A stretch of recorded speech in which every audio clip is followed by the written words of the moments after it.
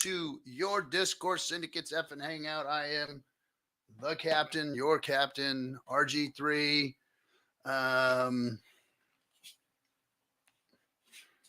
Crypto masochist, I guess. I don't know. Let me say hello to my peeps. Everybody, this is your show. The reason the show is here so that you can come and talk about your favorite subject going on in the blockchain space, the DeFi space, the Hexico space.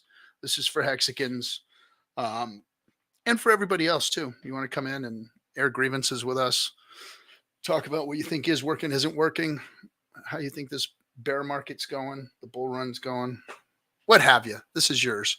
So we'll be posting the link in the chat room multiple times.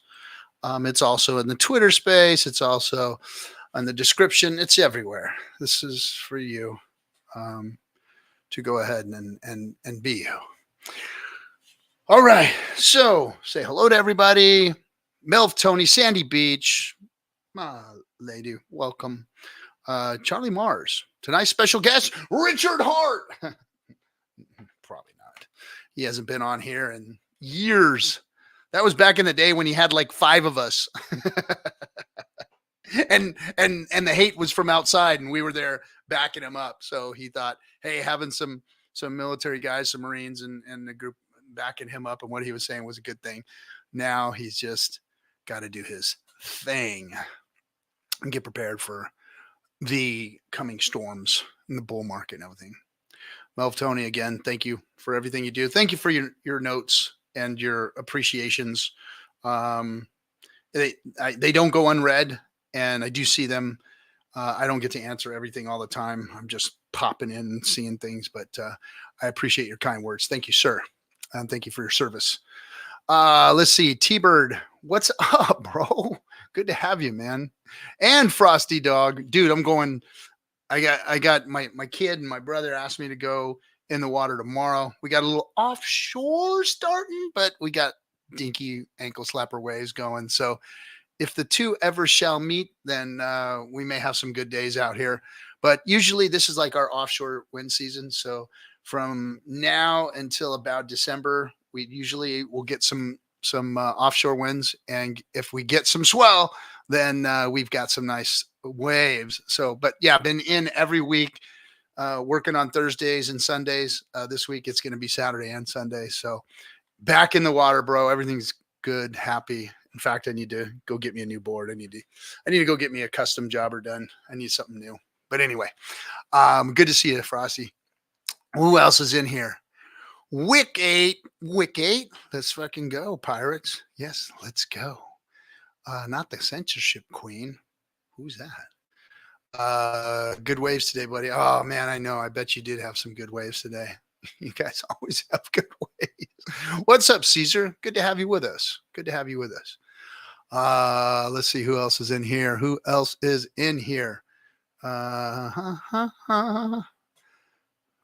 Flipping. Fucking my ADHD and my dyslexia together do not help me with this stuff. Flippin' wit. I don't know how I effed this up, but I've somehow caught you live tonight. Must be apropos. Hey, well, I'm glad you caught us live. Yeah, you get to be part of the show now. Look at that. Thanks for showing up, supporting, being here. Did you guys see the show that SJ was on today? We'll talk about that maybe too. There's another Hexican show came back out of the closet. Yeah. They're Friday night party boys. So we'll talk about them probably. Let's see. What's up, Toby One? Good to have you. Good to have you, buddy. Yeah, Toby's. Yeah, good to catch us live. If you finally got some time on a Friday night, huh? Instead of out there tying up loose ends at businesses and stuff. Right? Damiao Herrera. Hey, what's happening, bud? Good to have you with us. Logi 33. Yo. Spit the gossip. I'm going to talk about a couple of things. Do you think I could get some extensions to cover my bald spot? I don't know, bro. Like you got to have some hair in order to tie the stuff into. So I got about a good, I'd say about 9 inches of hair now. I've grown out another like 3 inches. So my natural hair is all locking up outside of the extensions that I had put in.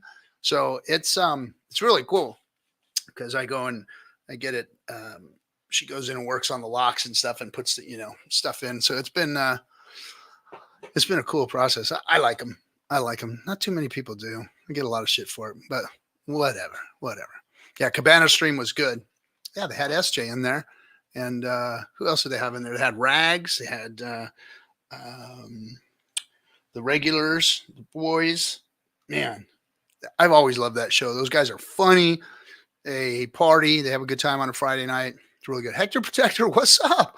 What's up? Good to have you. That's another old name from the past. Stylo. Look at that. We got the Stylo in here.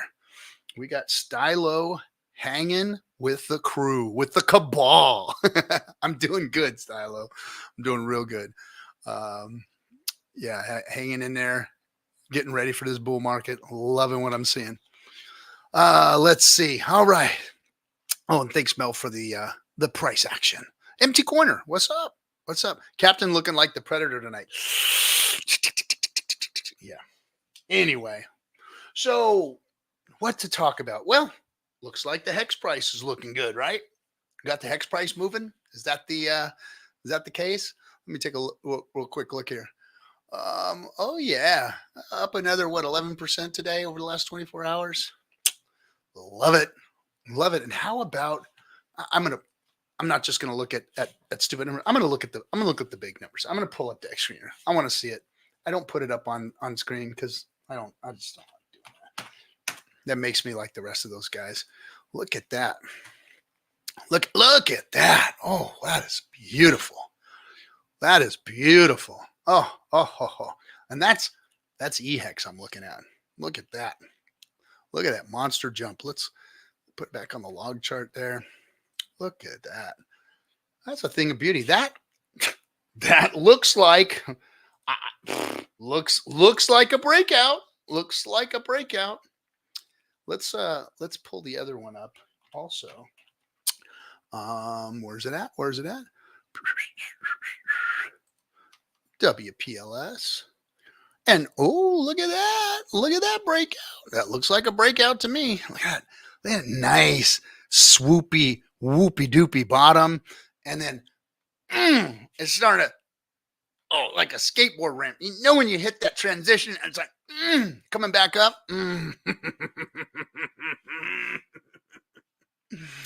Oh boy. Here we go. What's going to be going on in October? I don't get excited about the charts either. But things are starting to feel right. They're starting to feel right. I like seeing the bigger buys coming in on a regular basis. When you see 2 or 3 big buys in a day, they're like over $100,000. Those are nice.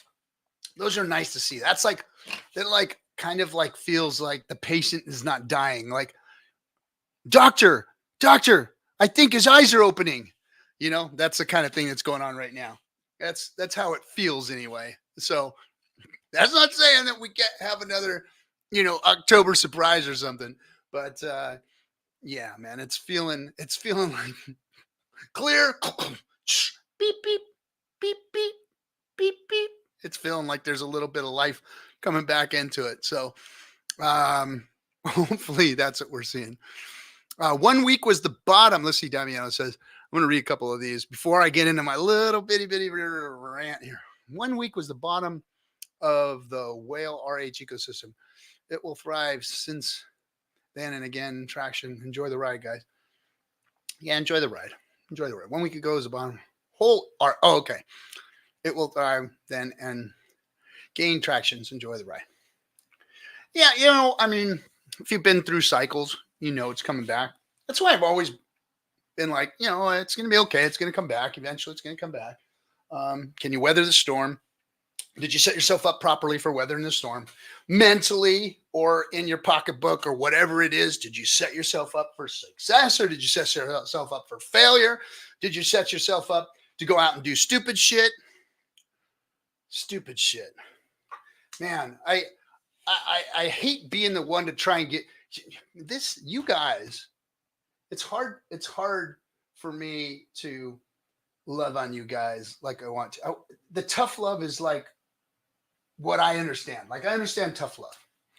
I understand, being poked fun at and all that kind of stuff. Hex rec plebs and all the cool stuff they say about me. Sometimes I don't like it, but it is what it is. Those guys are funny. If you haven't been on Hex rec plebs in Telegram, you will laugh here. If you're a Hexican, if you have any interest in Hexican history, or if you have any interest in like kind of like clowning on ourselves or looking at ourselves in a kind of a harsh, funny way, go to Hex rec plebs on Telegram. That freaking Telegram channel is freaking hilarious. Now, it hurts sometimes because sometimes I'm in it and they don't catch me at my best moments. Usually it's always something that I've fucked up or said wrong or whatever. But I can still laugh at it, and I still appreciate them and what they do. Even though they don't like me, I don't think, but it's all right. They're a necessary part of the ecosystem. And if you want a good laugh, go to Hex rec plebs and you might even be in there. So check it out. Those guys are funny. Now, they've made a space for that. And that was their intention from the beginning, was to clown on ourselves, right? And it's always been extremely funny. And I go there for comic relief. Again, I don't like it when I see myself in there sometimes. It hurts, but it's definitely necessary to laugh at yourself. Even though, especially somebody who's like me, who's not very funny. I'm not a very funny person. But those guys are, and they do a good job at it, and they bust on ourselves. But anyway, the one thing that I would like to kind of like not chastise the community for, or any one person for, but it's these witch hunt, unnecessary, prolonged, long, thoughtful, drawn out, professionally done investigative series of who the cabal is and what they've done wrong and who's this and what conspiracy theory and that. I've seen one of these recently, and everybody sent it to me, and everybody knows what it is, and I'm not even going to give it any credence, but it asks some very good questions, and its production value is very, very, very done very well. The gentleman that does it does a good job on production value. However, he may be going in the right direction with his questions and some of the things that have gone on in the PulseChain community, in Hexico, whatever. But he's inaccurate. And I know for a fact he's inaccurate because he said things about me and people that I know, and I know the truth about a lot of the things. Being in the background, being part of the cabal itself. I mean, if anybody's part of the cabal, it's me, right? I got to be part of it somehow. Somehow, some way, I got to have a cabal card, and be a card-carrying member of the cabal. Not that I'm in charge of it or a leader of it or whatever, but I should be in it, right? I mean, I've been here since day one. I've been streaming since day one. I put out enough content to help most of the people that have content now out. So I must be part of the cabal, right? I've done everything from make movies to freaking make crypto projects and products outside of Hex to support crypto and blah, blah, blah, blah, blah, and travel the world and blah, blah, blah, blah, blah. So I must be part of the cabal. Well, I know that for a fact that he's inaccurate on a lot of the things that he's talking about. Very good questions being raised, very good cautions and concerns being put out there. And he even said something about me. So that's what I want to address real quick. So I come on here often and try and give tough love. But obviously, some of you, for lack of a better term, well, I won't use the word because there are some ladies in the house that I don't want. Some of you have a hard time taking criticism or tough love. Like, I don't know what it is with this generation. You guys need to be coddled. You need to be able to complain. You need to be able to cry. You need to be able to complain and bitch and moan about everything that's going on around you because you cannot protect yourselves. There. And you know who you are. Those of you who complain all the time and cry all the time and go and hide and piss yourself in the corner during bear markets, and then come back and have so much awful, cool, cruel stuff to say about everybody else. But you guys need to understand that what I said in the he put it up there and said, this guy doesn't care about you. OG Cabal doesn't care about you. Look at, he's saying it's your fault. Well, God damn it, it is your fault. I'll stand on that every time. Nobody made you push that button. You push the button. You and you alone push the button with greed in your heart because you thought that you were going to make a bunch of money off of pushing a button one time. Don't any of you say otherwise, because that is the motherfucking truth. You hit that button out of greed, hoping that you were going to get your lottery ticket. And when it didn't turn up, you want to blame everybody else but you and your motherfucking finger. Every time.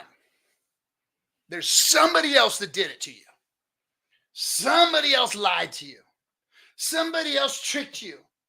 Some little girl waved her thingy thing in your face and it made you all over yourself and simp. Yep. You pushed the motherfucking button. Nobody else.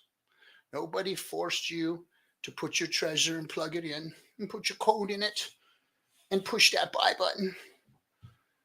And nobody tied you to a chair and made you hold while you watched it pump, pump, pump, pump, pump, pump, pump.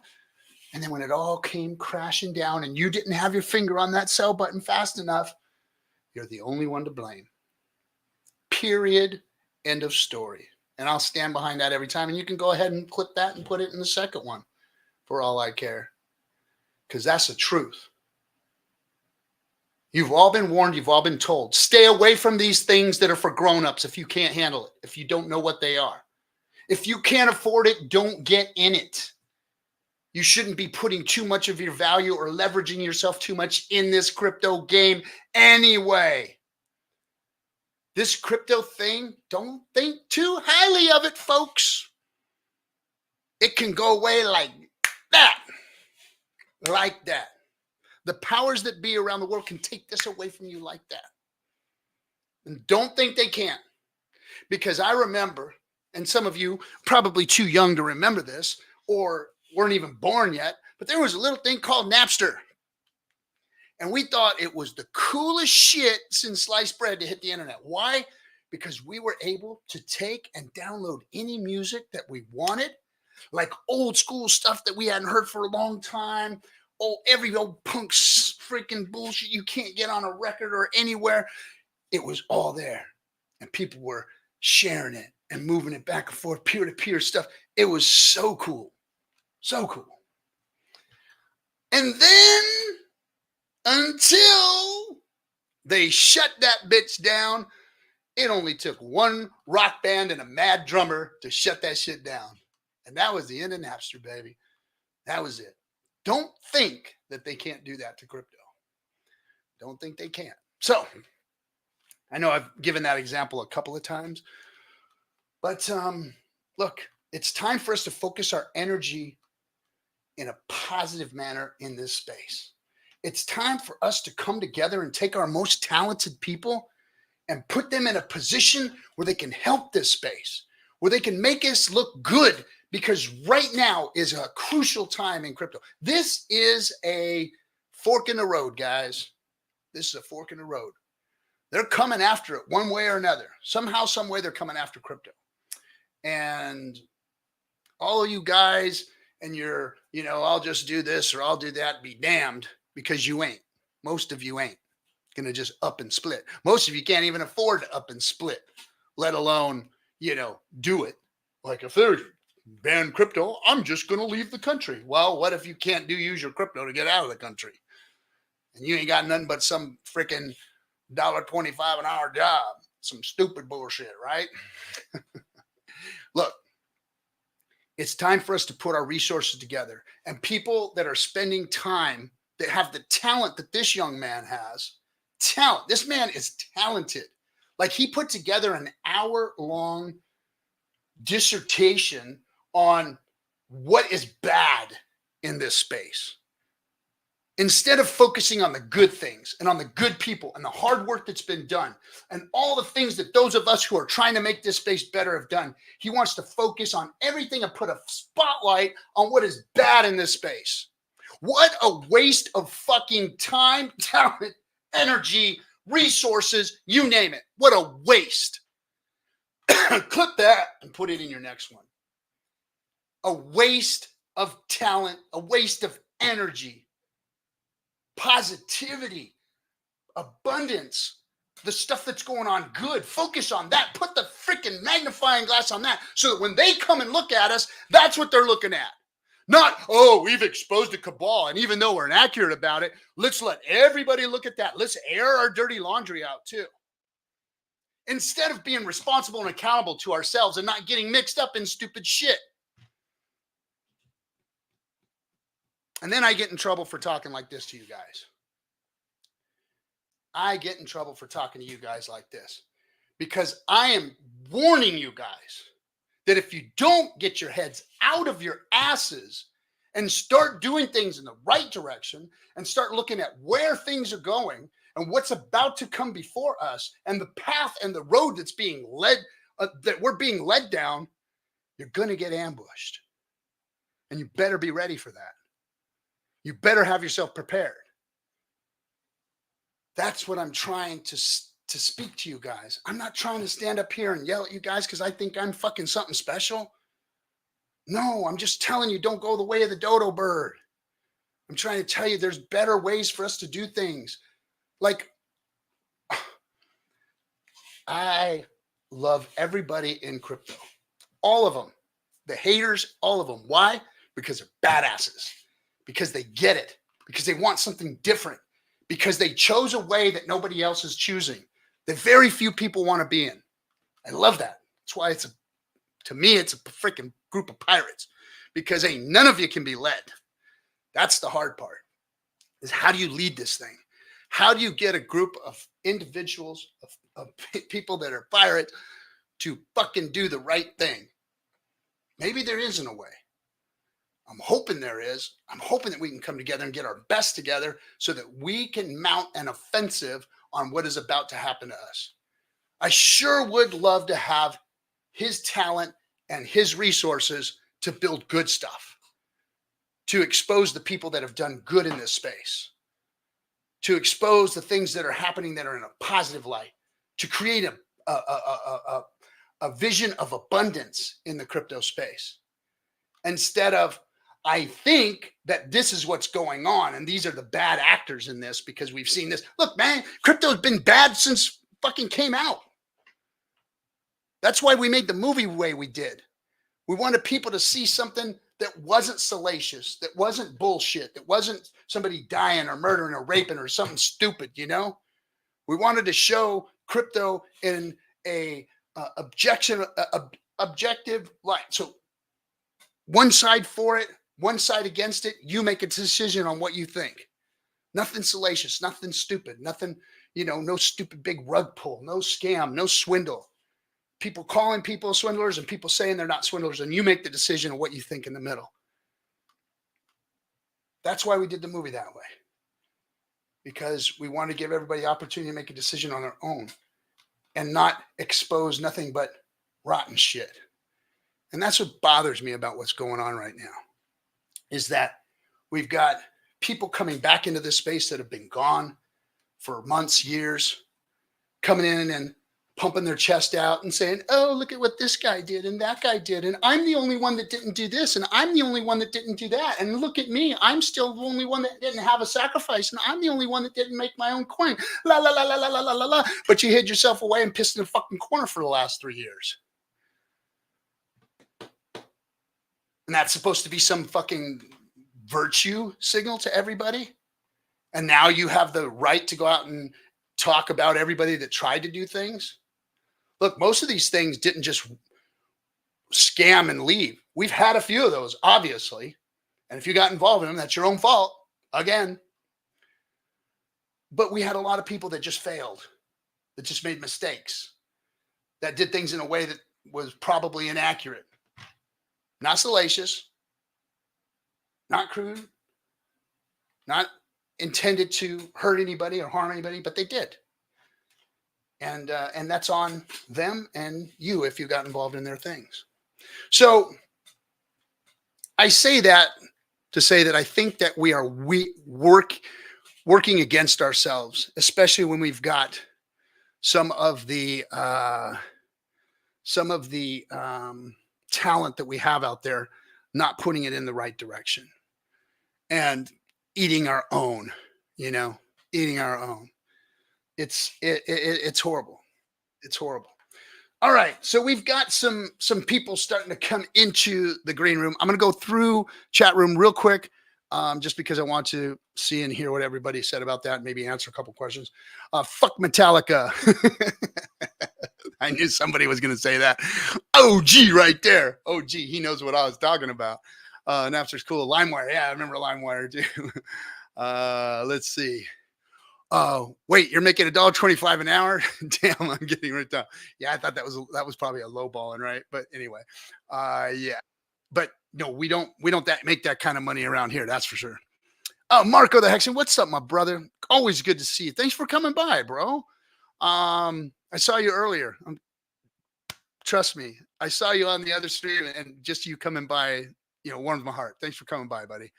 Let's see. I'm called a scammer by Soda for just laughing at a post someone put about him. How ridiculous is that? Some people get butthurt, and if they got power to make you look bad, which I heard what he said, and it really didn't fall on anything bad. Hey guys, don't go anywhere. Stay in the green room. I'm gonna bring you up here in just a second. But yeah, man, I always got your back, man. Hey, Swearworks, what's up, buddy? Good to see you, Monkey. Ladies and gentlemen, the Hex Monkey has arrived. One of the best Hexicans in Hexico. If you ever get a chance to meet that man, shake his hand and tell him thank you for just being a good example of what a Hexican should be. We need to return to ghosting the trolls and negative people. Yeah, but we need to also focus on bringing our talent into the pool.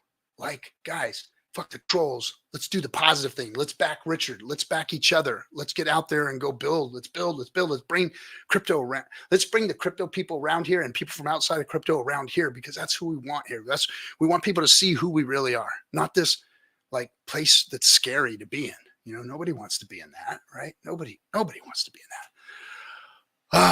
Marco the scammer. He clearly hasn't been around this community long enough. I met you in the flesh in Vegas. You don't see. Marco is not a scammer, everybody. Marco is not a scammer. Let's see. Thank you, X Monkey. Appreciate you, man. I don't know if I'm spot on, but I'm close. I'm somewhere in the neighborhood. I'm somewhere in the neighborhood. Let's see. We expose the people that RH warned you about, and we are met with accusations of being toxic and negative. Wild how that works. We expose the people that RH warned you about, and we are met with accusations of being toxic and negative.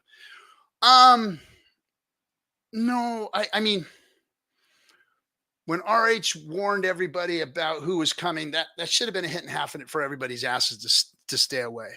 But that has turned into a pitchfork fest and a pitchfork and torch fest to go after people who have made mistakes. Not scammers, but people made mistakes. Now, Richard also says to stay away from people who can, pollute the talent pool and fuck things up. It's smart to listen to Richard in that direction too. Anyway, yeah. Let's see. If they shut down DeFi, then everyone will want to unite and defend it. But by then it will be too late. The time is now. Monkey, dang, boom, right on the head, baby. Right on the head. It will be too late when everybody wants to go defend it. That's the problem. Let's see. I don't think he's anything bad for all the real scammers that we have exposed. People of RH warned us about. Yeah. But I mean, like I said, it turns into what happens when everybody takes out their pitchforks and their torches. Everybody's on the menu that isn't a maximalist or in line like this, you've got to give people leeway. And by what I mean by that is let people hang themselves. If they prove themselves to be scammers, they'll hang themselves and they'll end up being booted out of the whole system. If you go and call people scammers, you could be inaccurate and you could be starting something that you shouldn't have. They can't shut down DeFi. It will be never-ending fight if they're going to try to, but it's important we take care of the chain and not going to shit in when the tough time comes. They can shut down a lot of things. They really can. Depending upon where you are, what country you're in, they can make things difficult for you. Let's not forget, a lot of you haven't had to live off of crypto. You guys don't understand what it takes to live off of crypto. It is not the easiest thing in the world to do. You do have to do certain things. You have to live a certain way. And if you want to buy properties and houses and cars and all of these kinds of things, and you think you want to live that lifestyle of the crypto billionaire, millionaire, whatever, you're going to have to deal with the entities in those countries in order to get your money into those things. Nobody takes crypto for freaking houses on the beach. I'm sorry. I've tried it. It doesn't work. They won't take it. You have to give in at a point. There's a give and take here. And we got to make the narrative. We've got to make the rules. And if we don't get loud, if we don't get strong and get behind all this, we aren't going to be the ones that make the rules. And that's what we want. 70% of the people went hiding and left during the whole bear. And now I'm trying to act like they never walked away while talking shit there. Yeah, bro, I know. Imagine the power of all the people teamed up instead of swindling each other, working against the Fed, not each other. Yes, working not against the Fed, but working for the positive outcome of all of us. For all of people. If we could build things and make things that are going to be a positive outcome for all of us, it's a net positive for everyone. And that's what we need to do. Let's see. I have Richard in the green room and he says he's in a hurry. Headphone warning, loud sirens in the background. Huh? Oh, what are you trying to say, SJ? Are you talking to somebody? Oh, never mind. Okay. No, I don't have Richard Hart in the green room. I wish. Hey, Silver the Antidote. What's up? Always good to tune in for RG. Dose and points of high tension and reflect and refocus to the common goal. Man, love you, bro.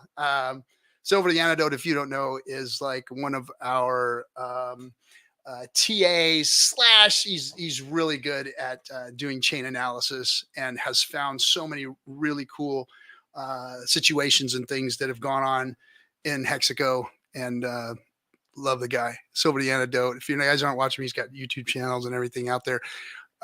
Check him out. He's one of the true Hexicans and gave us a lot of information in the beginning. It was really nice having him around, giving us the 411 on what's happening. Trying to get in the stream tonight. Cool. Come on, Crypto Cahill. It's in the links in there. All right, what's with all the negativity? I thought it's becoming good times now. Hi, I'm not negative. I'm trying to bring positive. I'm trying to tell everybody, put away your torches and your pitchforks and let's go. Let's go and get our rakes and our shovels and go and build something, right? Marco's one of the most nicest and genuine. Yes, Marco's the reason I took all my money out of Hex and put it in a tiny No, Marco didn't do that. Your greed did that. Sorry, man. Our agents are supposed to teach us how to think, not what to think. Are supposed to teach you how to think, not what to think. I like that.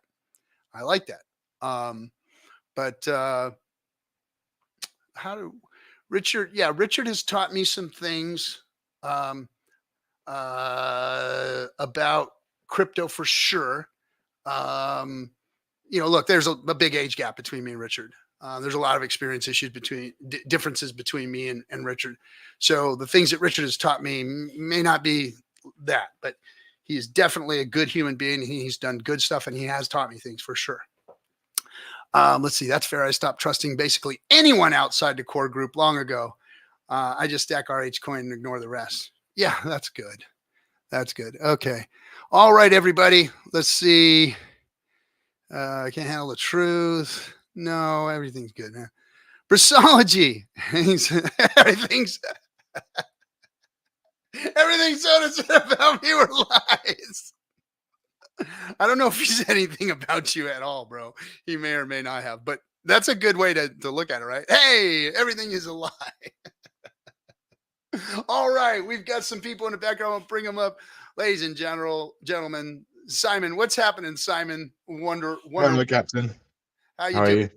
And then let's see who this is. What's happening, bud? Hey, how you doing? Proof of Sorry, I didn't know you were live. My bad. No, that's all right. You're allowed to be here, so it's your Appreciate it. We're all live now. Just when you turn it on, if you do turn you're not going to turn your camera on, or you're good. If you don't, no, that's cool. Yeah, as long as you don't turn it on and you're standing there naked in the shower or something, we don't like that. It just doesn't go. Yeah, no need to worry about that. Okay, good.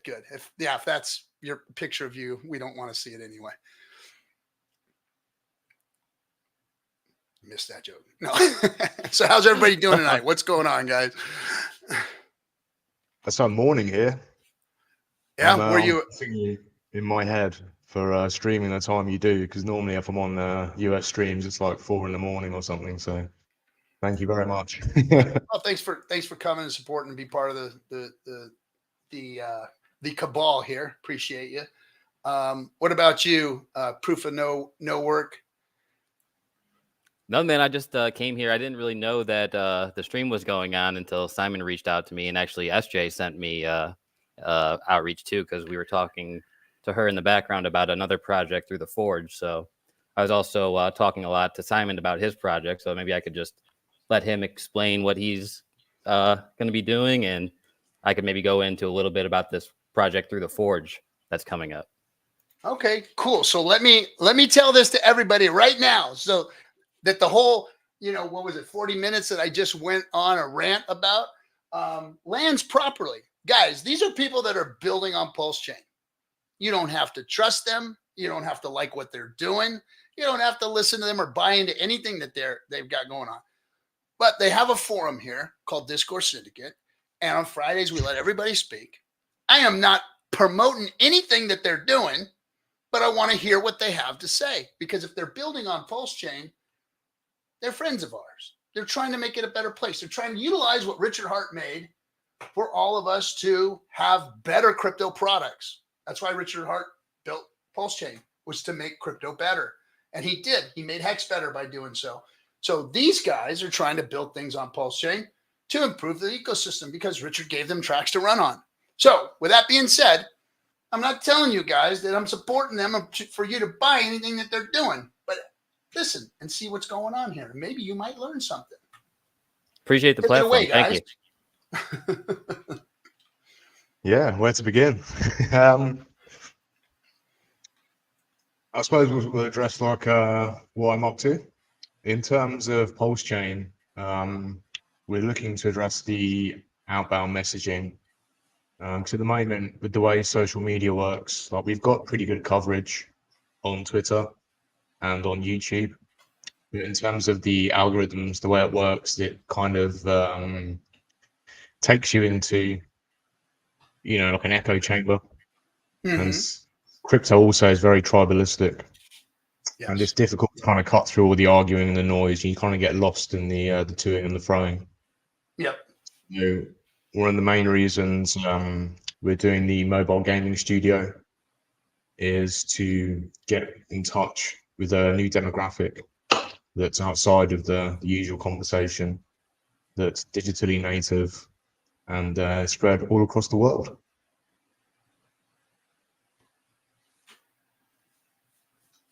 Keep going. Sure. So in terms of what kind of platform we'll be offering in terms of the outbound messaging, we'll be aiming for 10 million game downloads by the end of 2025. The number of users that will be on the games obviously fluctuates depending on how well games do. We're expecting at least a solid million people playing across the course of the year, right? And that'll be that's big numbers. Indeed. So we would technically become one of the largest crypto influencers. Now we can't, be doing video streams and whatnot directly to gamers. Although maybe we could, as like tangentially. What we can do is direct messaging during loading screens and whatnot. So in-game advertising for PulseChain projects. We can advertise pumps. So if Hex is up, like it has been recently, 20% in a day. We might want to let 1 million people know about that. I think that's going to be pretty helpful. So yeah, that's one of the big fundamentals.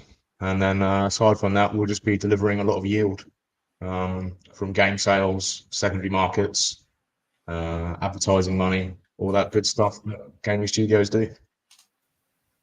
Can you talk about what the platforms the games will be on? Like, is it a mobile game or is it on Yeah, we're handhelds, or- building on Unity, so it's mobile games on Unity. So is that like that's obviously like a Steam platform or something like that? Unity. Oh, there are numerous third-party vendors, and we'll have our own website, our own portal as well. So, yeah, it'll probably be sold at around 10 different places. Nice. Do you plan to be on these app stores or whatever, or how does that process? How do you plan on getting out to these other people or outreaching? You mean like how do we plan on marketing the games, or how do we plan on listing? Yeah, on like how are you various going to get the portals? users? Where are the users being sourced from? Yeah, there's 1 million users. What's the plan for attracting those 1 million users? Oh well, my business partner Jojo, he's like an old school mobile gaming guy from the Middle East. Like he had the first mobile gaming app store in the Middle East. Like built it when he was at university, sold it for like 7 figures or something like back in the day. I think he's got over like 1 billion downloads, specifically in like mobile shooters, like cover shooters, which is what our first game will be. So he's the guy that's kind of handling the running of the gaming studio proper, and a lot of the marketing. And then, yeah, it's basically down to him to perform, which I don't have too many worries about. He's got a good track record. And then we have, of course, the PulseChain community. Hopefully, going to be helping us shill kind of on social media and whatnot. And then, yeah, just the usual marketing routes, really. Content marketing, paid ads. Yeah. So what's the hook or the draw from the gaming world to the crypto world? Well, the first games are all crypto oriented. Mhm. So the first game's a cover shooter. I don't know if you know what a cover shooter is. I don't. Do you remember, is it Time Cop, like the old arcade game? Like we used to kind of like duck in behind, and then you'd like duck out and then shoot, and then it's kind of the game is oriented around going. Gotcha. Well, they do a lot of the VR games are like that now. The first person shooter VR games are like that. Yeah. Yeah. So the first game is basically a cover shooter that's about killing meme coins. So you'll be doing you'll be playing a character. It's actually a Matt Fury character, which is a bit of a draw because it's going to be the first, I think, Matt Fury mobile game. Not been able to find another. It might be another, but not one that I can find. So that's one hook. And yeah, each level you'll be demolishing a different meme coin community. So yeah, it'd be the kind of the first meme coin shoot 'em up. So that should draw in a fair amount of crypto people, I think. And we're doing freemium, so it'll be free to download. So in terms of the kind of outbound messaging, we should have a good initial audience. And then the second game is also crypto oriented. It's called Crypto Combat. And we have 9 kind of fairly famous characters from crypto, including Richard, of course, doing PvP, kind of beat 'em up with like weapons and comedic moves, and Richard throwing handbags. It should be quite fun. Okay. Well, the big question is this, which Fast Abdul says: does the game have hot chicks? He says. No, it doesn't. It just has man boobs, bro. Man boobs. A dude throwing handbags. Because if you want to get 1 million people involved, what you're you gonna have to have hot chicks in your game dancing, whatever it is that they got to do. But more than likely, to get that 1 million, you're going to need to tap into that genre. Yeah, I mean, people have been talking about, oh, you should do PulseChain meme coins, but like the meme coins use them up. But it's like, guys, they don't have enough holders, and this is all about kind of outreach, right? Plus, in terms of the guys that are going to be staking with us, like we need to give them some nice kind of ad revenue, and having at least 1 or 2 meme coins, like per version of the game. There's 3 levels per version. Paying to have their coin featured is going to be a nice kind of like a revenue stream for the stakers. But I see here in the chat, if we just move up, so Charlie Mars says the character should be RH. Do you mean for the cover shooter? My guess is that's what he's saying. If you're going to be if you're going to be wrecking meme coins or whatever, then maybe. Well, we've got to be careful about appearing more agnostic than we are, right? Because if we're going to be using the gaming studio to shill PulseChain, to shill Richard, you've got to be subtle about it, at least in the beginning, right? So we were already putting Richard as one of the main characters in the second game, and he's on the front cover. But in terms of the like the shoot 'em up game, we've gone with a Matt Fury character. Yeah, which should have good appeal. So to ask not to be a Debbie Downer, but to ask a question, I've been hearing, and I'm actually involved in, blockchain meets the gaming world. Most of it's nonsense concept. and yeah, so what do you think is finally going to be the breakthrough? I mean, because we've seen a bunch of these games get talked about, brought out, the fighting games and whatnot. I don't think the future of gaming is on blockchain. I think blockchain and gaming is actually a bad fit generally. It seems to be the game when we put FanForge together, gaming world met blockchain. There was a lot of resistance. There was a lot of they didn't and still don't really mesh together well, even though I do see places where they fit. Even the gaming world, which is huge. I mean, it's monstrous. It's incredibly, insanely sick. And most crypto guys are gamers, but not all gamers are in crypto.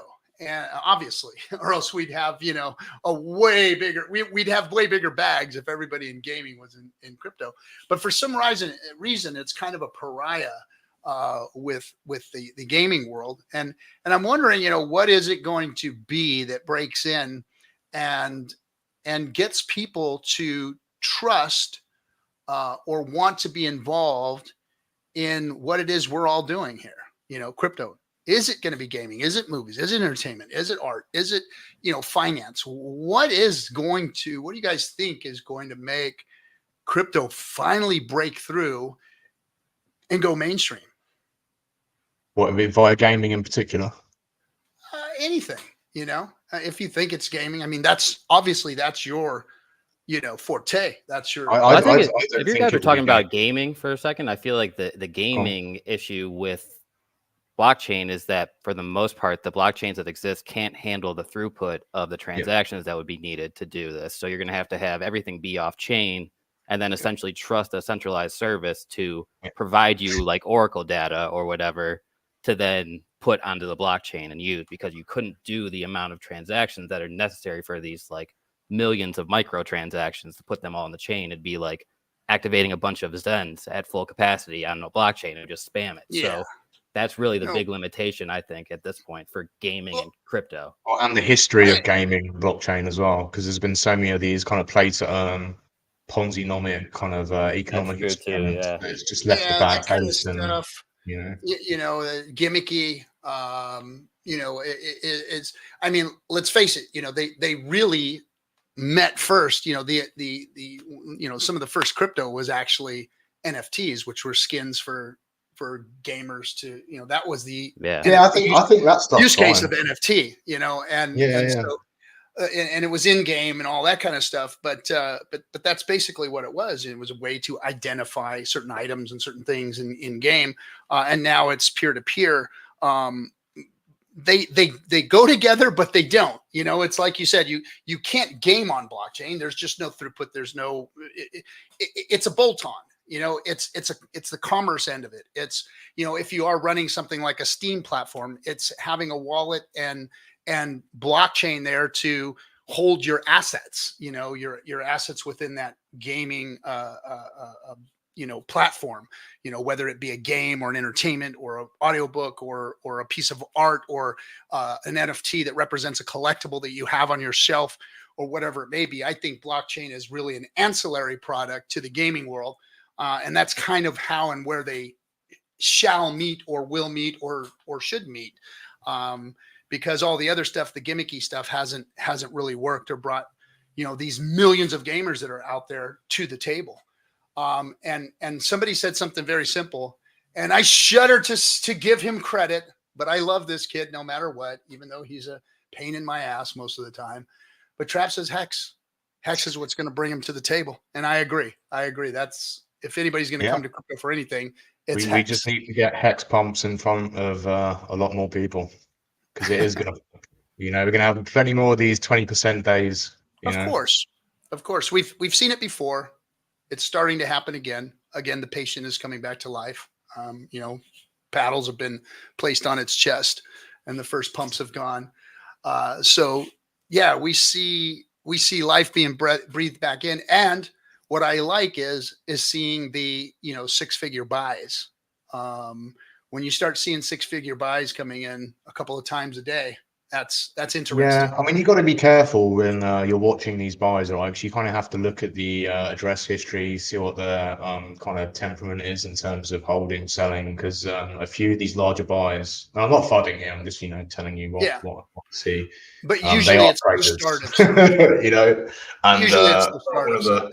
And yeah, a lot of times those guys sell, and that's the game, though. That's the game, is that people. Yeah, but the fact they're buying in the first place, they're speculating that way. The fact that they're buying in the first place, even if they are traders and they're speculating on the upside, that is still positive. You're right. Exactly, and that's how most people who've been in this game long enough know how to make money. They dollar cost themselves out as things are running up. And then as they dump at the tops, they let the price go down, and then they buy themselves back in when it bottoms out, and they run it back up again, because they know the FUD and the FOMO when it's coming in and going out. And that's just the game. You can almost, set your watch by it. And it never changes. When a crypto comes out, it pumps. Richard, when Hex came out, said, everybody stay away from day one. Just stay away from it. It's going to do something stupid, ridiculous. And it did. I put at least 15% in on day one. So we've all seen, these things happen. And it's starting to happen again. We're starting to see, in a bull market, we are, believe it or not, folks, we are in a bull market, or the beginnings of it. We're starting to see the signs as to, where this is about to go, and who knows how high it'll go this time. But just prepare yourselves. So to go back to your original queries, so I guess there were two queries. I wasn't sure which one you meant, so I'll just answer both. In terms of what's big in gaming next, it's going to be AI, right? And I think AI basically is the next big thing for 90% of products and services, it would seem. So that'll probably be the next big thing in gaming as well. AI plus 3D, so virtual reality, which is actually quite scary because games are addictive enough. So, when you get kind of, what do they call it? Polymorphic AI. So you get a different gaming experience every time you play, depending on what you do. They can use polymorphic AI to embedded in the game to do that. And then when you combine that with virtual reality, so I think that's the next step, big thing for gaming. And I'm actually not entirely looking forward to that, because I think people waste enough time on gaming, right? But now you're gonna have these kids that are literally living in virtual reality games for 8 hours a day or something, within the next 5 years. So that's kind of scary, actually. Yeah. And then in terms of what's going to be big for crypto adoption, bank failures. Number go up. Number go up is what is the best thing that I've seen for crypto adoption. We get a lot of new people show up when number goes up, and that's when people start buying. People start bringing money back into the space. We've got a weird thing going on here with money being exchanged behind the scenes that, kind of, in my opinion, fake pumped Bitcoin. That 70K run up wasn't, because the market was going nuts. It was because people saw that BlackRock was coming in.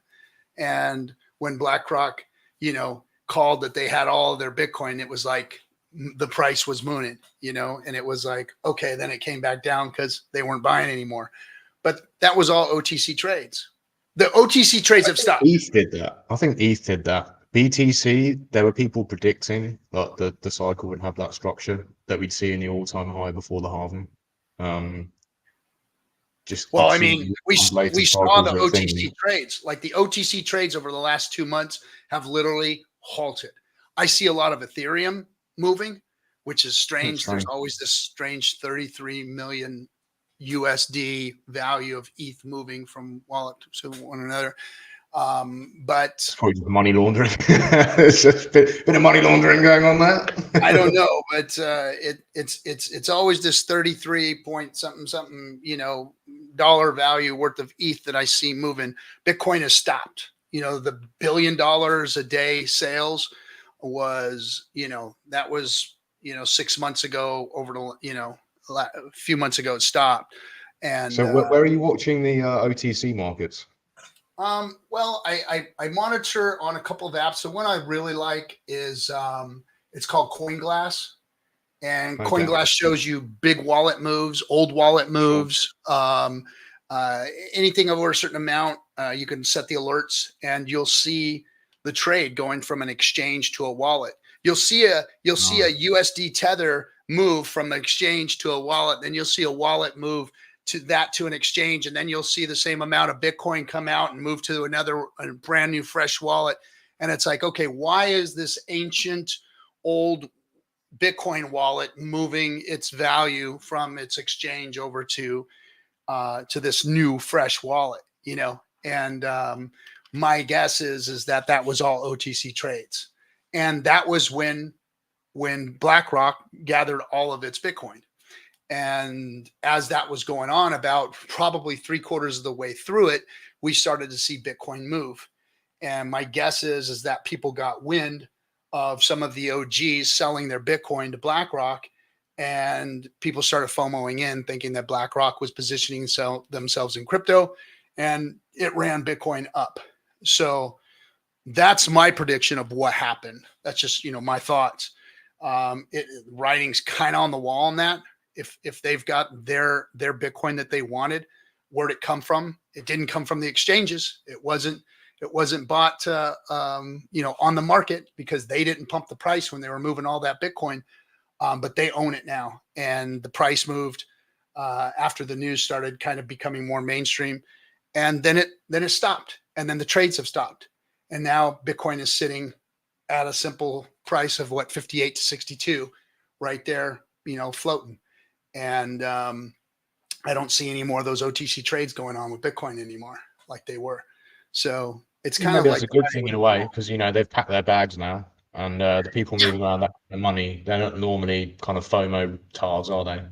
So so now that maybe when things stabilize, meaning, and I don't mean that they're going to stabilize one way or the other after this U.S. election.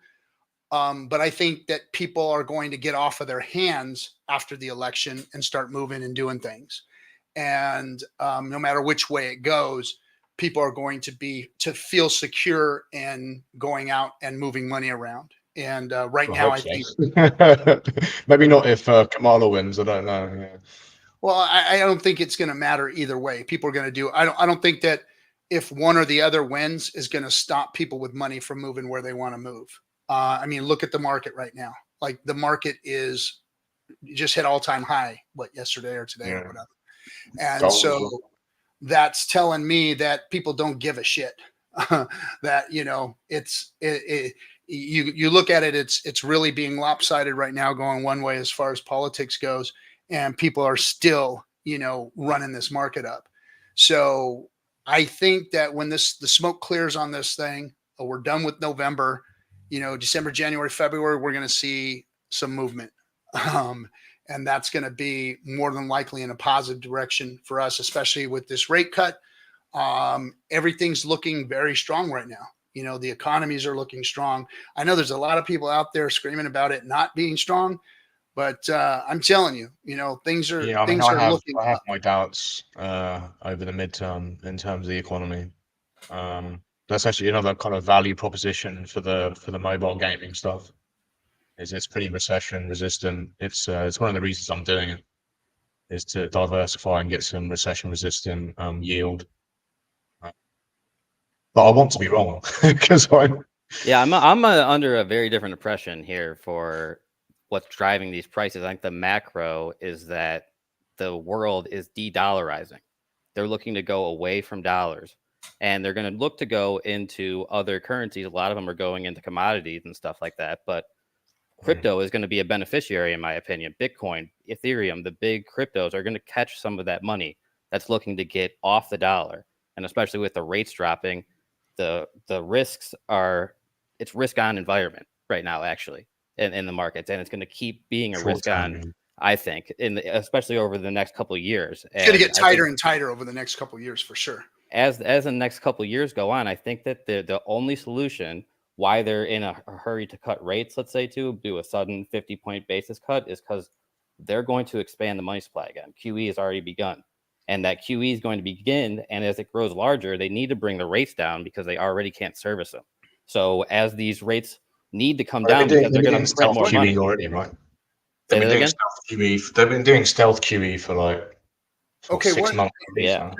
Can you guys explain that to me and tell me what the stealth QE is, or what the indicators for that is, so that I'd really like to get a better understanding of what people are meaning by this stealth QE that's going on, because, you know, obviously the numbers aren't showing QE right now. Like, QE's obviously a thing of the past right now.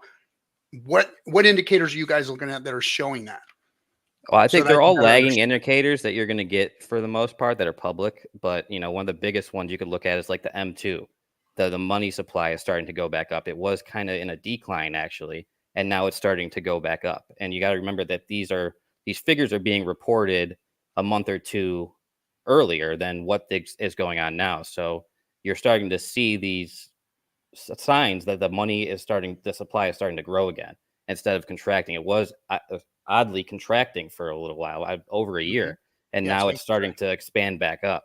So as you start to see that supply figure start to grow back up, I'm seeing it as an indicator, especially with them looking to cut rates and then give more rate cuts on the horizon. They're realizing that they need to bring those down because the money supply is going to increase. And as the nominal number goes up of the currency, they need the rate to go down because they already can't service it. Most of the U.S. and even banks and other people, it's not just the U.S. government, like J.P. Morgan. Where do you think they are? Everybody's everybody's in the dollar. Right. I mean, nobody more than us. But I mean, when you say, you're talking inflation. Where are you seeing that figure? What indicators are giving you that? Because obviously that, like you said, that's been dwindling and going down, but then now you're starting to see it move up, and we're a couple months behind. What indicators are showing you that there is more money supply coming out?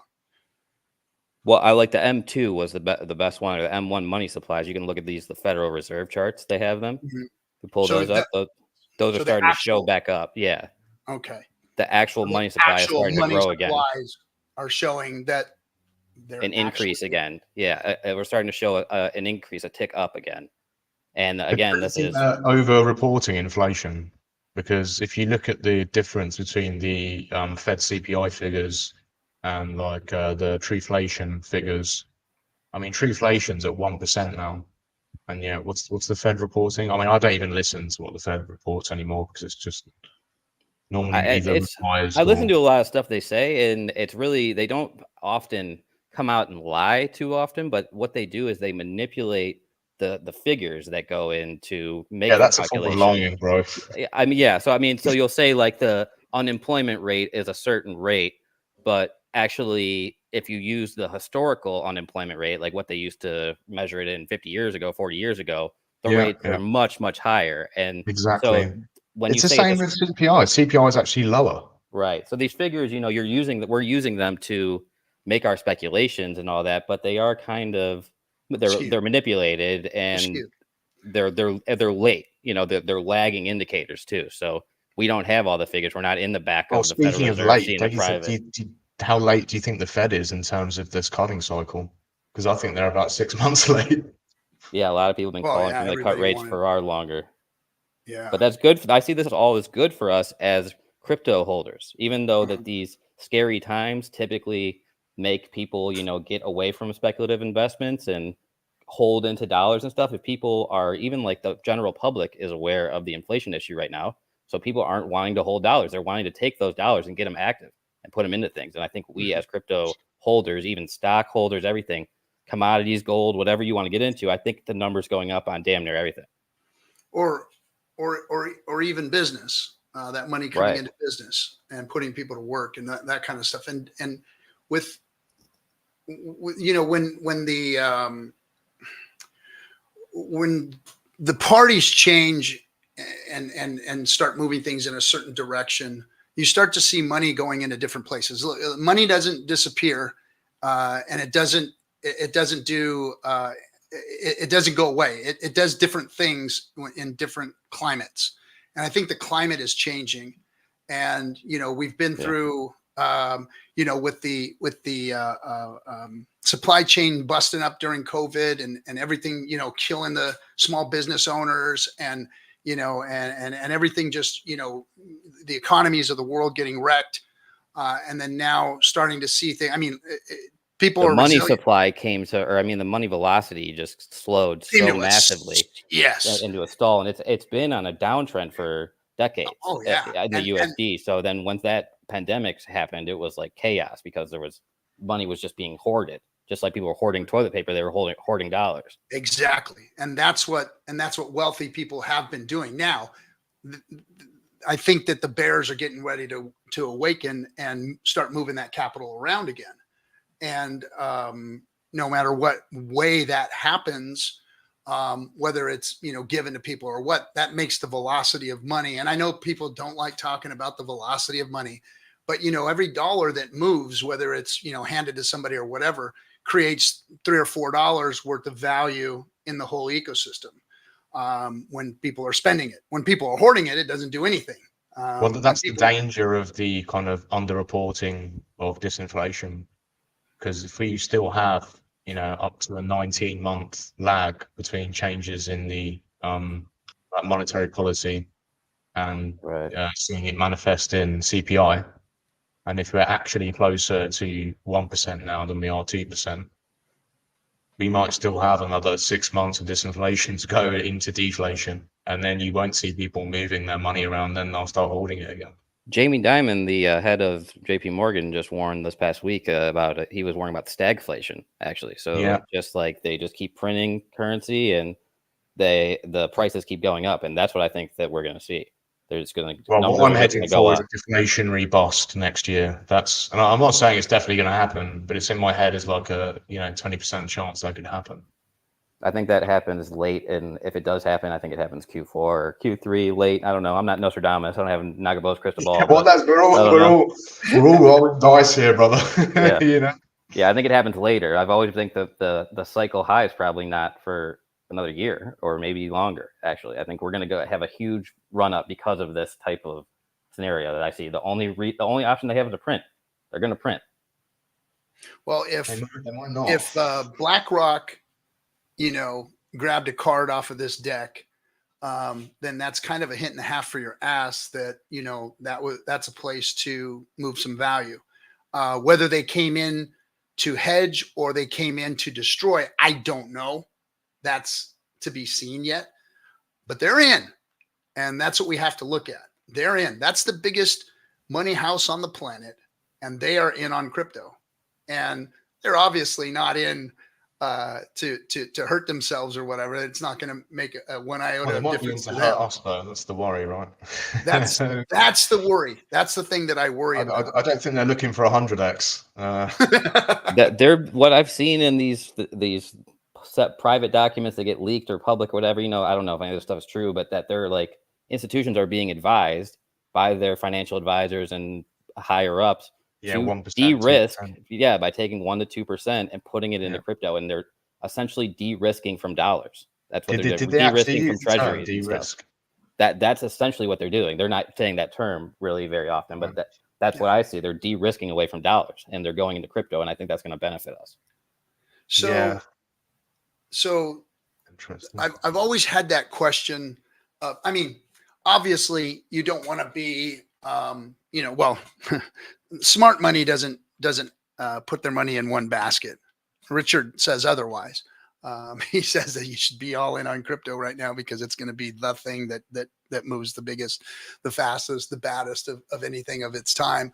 But the powers that be out there that are investing aren't putting all of their eggs in one basket. So I understand them, de-hedging from the dollar or de-risking from the dollar.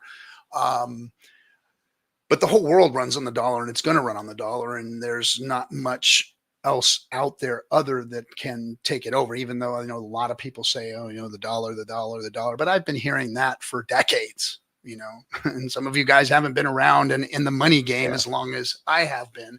And I've heard this because I've swam in these circles for a long time, in the libertarian, the Fed's evil, all that kind of stuff. And I've always heard this, the dollar. And then I started to realize and understand, I got somebody else coming up here. I'll bring up just a second, understand that, what the dollar is really backed by, and it's backed by the U.S. military, and the U.S. military is insane. It's insane how big we actually are. And is the trade hedge. Sorry to interrupt you, but the trade hegemon. So, we're seeing in the Red Sea at the moment. Yeah. So, I mean, that's what I'm worried about.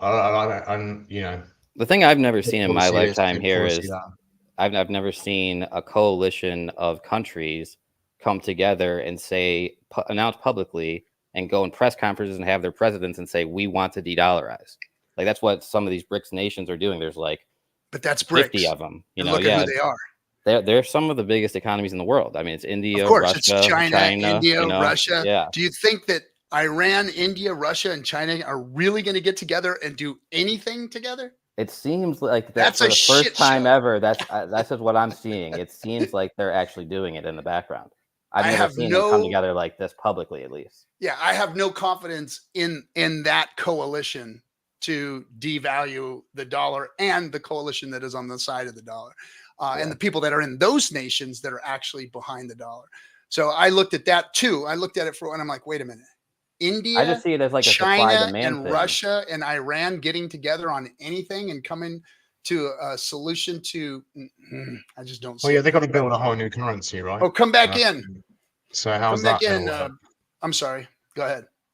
It's okay, because if you've got money in China, the only thing you're thinking about is turning it into dollars or Swiss francs, right? So you're not keeping it. This has been true for 100 years, now. But what I'm saying now is I'm seeing something different actually going on and being public, and obviously the internet is more communicative now, so we're seeing stuff we didn't used to all across the world. It happens if America allows it to happen. It seems as though there's a lot being allowed here. There's a lot of propaganda out there, I don't know. And they may have shit too much where they ate and want to clean their own plates. So who knows? You know what I mean? I mean, we don't know. This is all speculation. We don't know. This takes like 10 years. This isn't going to happen next year or right. I wouldn't worry too much about de-dollarization just yet.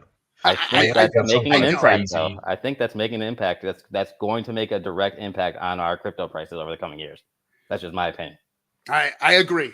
I do agree that I agree that there's going to be an impact. I don't agree that it. Some people are saying, "Oh, the BRICS is going to flip the dollar. Dollar is going to become worthless," and I don't agree with that. I don't think that's how it's going to go down. I think, like you said, it's going to go down where bricks start to tumble and crack and break and things start to break down and other things start to, and the whole world kind of changes its financial structure. I think it's going to be a slow weakening and breaking down of old systems and new systems rising. It's not going to be a flippening or something that just, I think that's extreme. Just the people that say the dollar is going to disappear and stuff or whatever overnight are obviously extreme. But just to try to simplify it, put it simply, I feel like the USD, the dollar, is going to experience and already is experiencing a time of decreasing demand. There's going to be less international demand for the dollar. And I think that's what's really going on here. And that we're at the bottom of a liquidity cycle, right? So demand for everything is going to be a little bit low. Dixie's That's true too. The- Yeah. a the big 3-year cycle problem- low, so you should the see it big- increasing. The big problem is, and that we really have to take a look at also, is that the US dollar was hedged in a way that, because it's debt based, the biggest export from the US has been its debt to other nations. We have put other nations in debt with the US dollar, which has kind of hedged the dollar's existence because of all of that. And I think that's another reason why the dollar is so embedded and it's going to be so hard to get rid of or replace. It's not going to be a flippening. It's going to be a slow cracking, breaking down, nations, changing, doing things differently. Crypto, all of these things are going to change and morph the world's finance. And I may not see it. I'm 57 years old. I may not see it. Some of you younger guys might see it. But I do believe that there is changing. There is chinks in the armor, and there are things, slowly breaking down and flipping over. But like, I see a lot of these guys on TikTok and stuff like, the dollar's dead. Let me tell you why, and they start, they give you their 3 minutes on why the dollar's dead. And there's literally like this one guy, he does it every day. Like, he says it every day, and it never, comes to fruition. There's got whole outfits of people that are trying to meme the death of America into existence, on like a daily basis. Yeah. A lot more in the libertarian movement as well. It's not just commies, there's plenty of lolders that are just out there telling you to buy gold and America's going to end tomorrow. Exactly. Gold and Chili Mac, 5-gallon buckets of Chili Mac to put in your garage, next year, AR-15. 2-year supply of beans.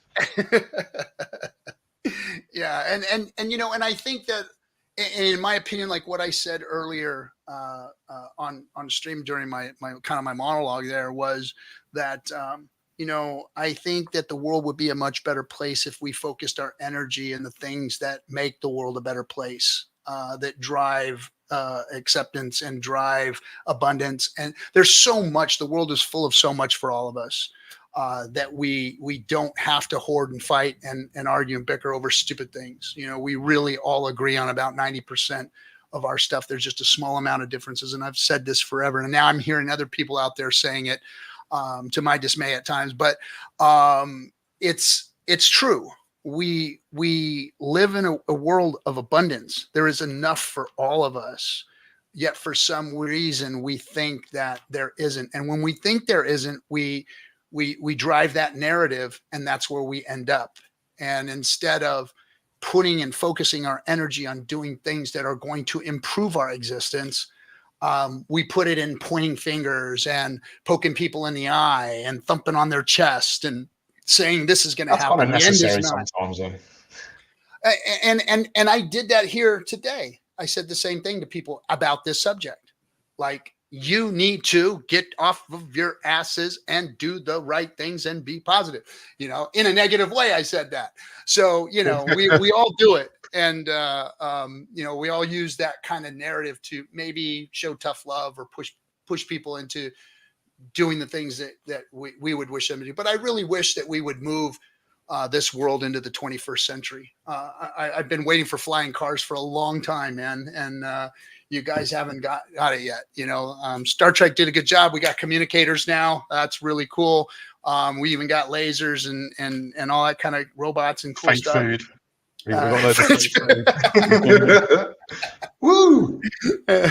And but man, let's fix our money. Let's make it abundant for everybody to live in the style that they want, when they want, how they want to do it, with who they want to do it. Are you paying people to come in the chat and shill your coin?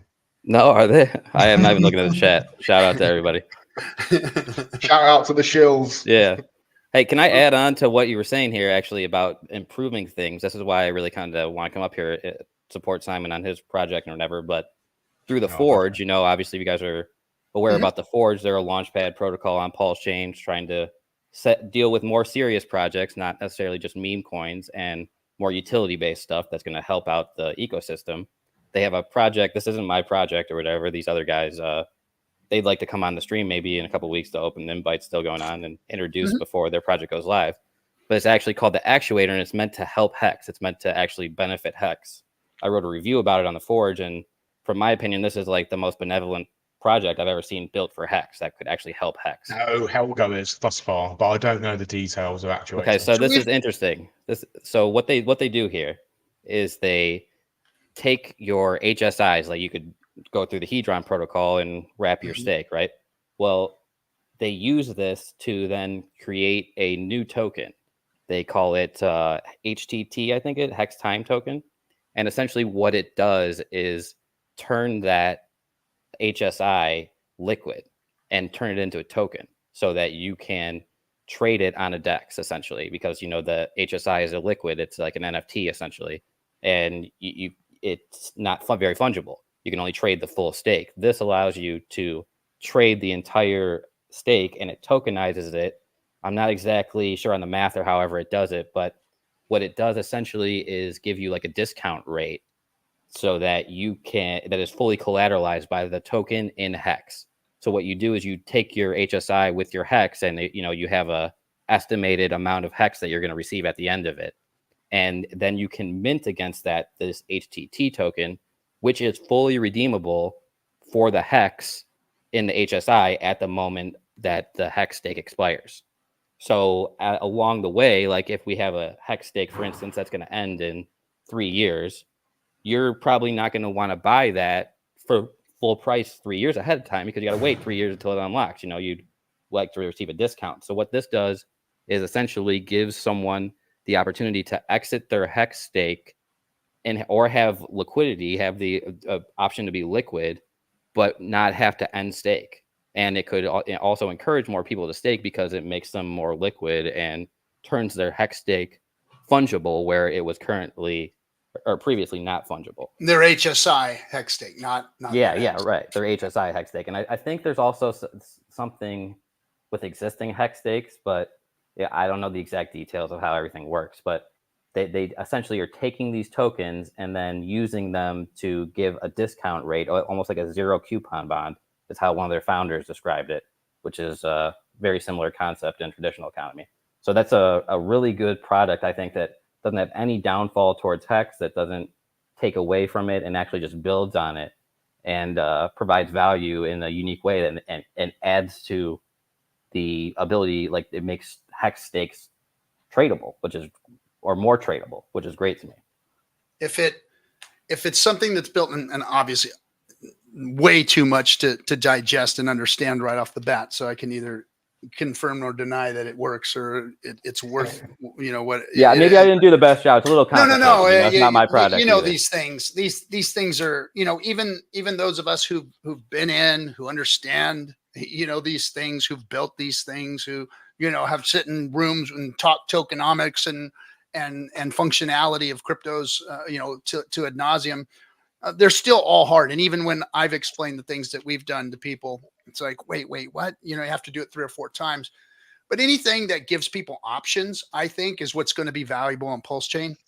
Again, like I said, I'm not promoting or putting a sample approval on anything, but anything that is going to come to the ecosystem and add options later on down the road is probably going to be a value add to PulseChain. Of course, all these things have to prove themselves. All of these things could have bugs, liquidity issues, dev issues. Obviously, I mean, look at some of the things that we're seeing. Devs creating backends to rip people off right out of things that we thought were safe. So we've got to be extremely careful and extremely responsible about how we talk about all these things. Stay careful. But anything. What's that? Just to add on, just to address that point, these contracts I think have been security and financial audited twice, maybe now, but and they will be renounced and admin key free and all that. But so let me say something about that, and maybe you might be able to add to it. I've been paid for, been around, watched, read the auditing process. And the auditing process, when I've seen it happen, is, to me, and I'm going to be, this is full disclosure, RG giving you his opinion, is bullshit. Because anything that's worth its salt is going to prove itself.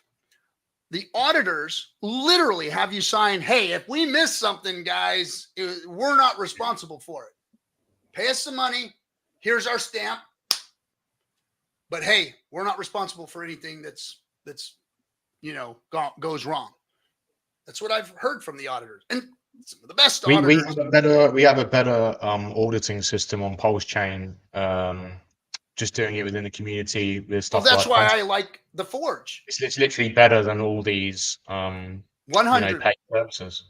100%. I'd rather take a project that has been vetted and ran through the Forge than I would from any of the best auditors out there that I paid 30, 40, 50 grand for, whatever. Police. We have better auditing systems than auditors out there. Yeah. And I've literally seen devs go back to the auditors and say, hey, you know what? We all missed this, and so to put this thing out there that audits are, I mean, yes, it's another form of security, another sense of, hey, we're doing something, we're doing something for the betterment of this project to give it confidence and to gain your confidence. But it doesn't mean that it's got a stamp of approval that makes sure that it's not going to do something wrong or going to break or whatever. So I'd agree. I don't put a lot of confidence in that because I've been on that end of it, and I've been like, what? Are you kidding me? And this isn't something new. This is something new that I've learned over the last couple of years. But this isn't anything new to the crypto community and the crypto devs. Like, or in commerce generally, like paying for your silver star or whatever on the review site. I mean, this is as old as time, really. Certainly in terms of digital commerce. I would go as far as to say that 99% of all auditing firms or anything in crypto is a scam. And most often, the people that hack these smart contracts are the people that did the audits. That's like a fact. The majority of these smart contracts that are hacked by the firms that did the auditing. Someone on the team or something because they realized a bug, didn't report it and stuff. But it's still good to do some due diligence, have a report, because if you just have an audit firm go out, and especially if you get two of them, they would both have to be bad actors to give you a false report. And if they did have anything malicious, it would be nice for the community to see. If 9MM staking contract had a audit, you would have saw these issues. If Beetroot staking contract was audited, you would have seen the issues and you would have known not to interact with it. So it's good to have an audit for sure, but it definitely doesn't mean that just because it's been audited, it's 100% safe. I've PDI to make sure that there's an oracle and that vaults can be collateralized. Has that been done? Jeez, man. I don't want to go on that. Come on, I've got a whole can of worms just under the table. Come on. I try and stay away from the narratives of some of these things that are out there because I've watched people get lured into shiny object syndrome, and even with the things that I've worked on. I don't want people. It's not shiny object syndrome. It's fucking investment fraud, sir. Just be honest here. Well, and here's the thing. Here's the thing about that. Also, I stay away from all those things, for my reasons, for my protection, and anybody that I am personally helping navigate crypto. And here I try and say the same things to keep people safe, because they're all suspect. Because I don't know enough to straight up call anything a scam, because I think that with that comes a lot of accountability and responsibility too. To be somebody who can do that to any other human being, you better have all the evidence. You better have all of the goods on what they're doing wrong. And because a lot of people make the mistake of accusing people who are inept, incapable, or made mistakes, calling them scammers, and that's not right either. Just because they made mistakes, did something wrong, overseen something, were inept, were inexperienced, doesn't mean that they're scammers. And if you followed along with those people and got yourself into a mess because of you followed those people and got what they were doing, bought what they were making or whatever, then that's on you. That's where I say that's on you. You're taking the risk on these very highly risky assets that people, don't really understand or know how to go in and do good analysis on these contracts. I don't. And I got a whole team that I can go to, and I don't feel confident, even with my team that builds cryptos, goes to audit, takes them to audit, reviews audit work and all this stuff. I don't feel confident in saying anything about the things that I've been involved in versus, just taking something off of the shelf and going, hey, plug your wallet into this and let's go at it, guys. There might be a lottery ticket in here somewhere, and no, we should all be responsible and accountable enough not to do that. Now, that's again why I like things like the Forge, where we can all sit here and lay this thing out on the table and dissect it and have eyes on it, and people who are being vetted through the system itself and are being trusted by the system itself and the community. And as these things are being looked at with all of these eyes, and I've always said it, Hexicans have the best intentions and the smartest minds in all of crypto. And if you get a bunch of them in a thing like the Forge doing the work, then you can make better decisions. And again, I caution everybody, but I want to see this, the Forge come to its own, become mature, really get embedded and really do the good work that I'm not seeing out there in the auditing world, in the crypto building world, in the dev world. Like the people that I work with, they're some awesome people. They work extremely hard, but they make mistakes too. And then you never know where a scammer is lurking, where they're lurking, where the person that's trying to get that one up on everybody is. Yeah, but to be specific, I don't think the PDI guys are making a mistake. I think it is literally just investment. I don't know, man, because I wouldn't call it fraud for the most part. I think that the majority of the people genuinely believe it is fraudulent. So I think that they believe it, because when you have fraud, you have intent to deceive. Like, you knowingly know that what you're saying is incorrect. I think sadly, the truth is more so that the majority of people actually believe what they're saying, and they aren't purposely. Yeah, but I'm not talking about the majority, because it's always kind of like a Pareto, right? You've got like 20% of people that are smart, 80% of people are idiots, and then the idiots listen to people they perceive as smart. And in this what case, percentage of that community do you think are those that know that they're purposely misleading? I don't know, because people LARP so much in crypto. It's difficult to know, isn't it?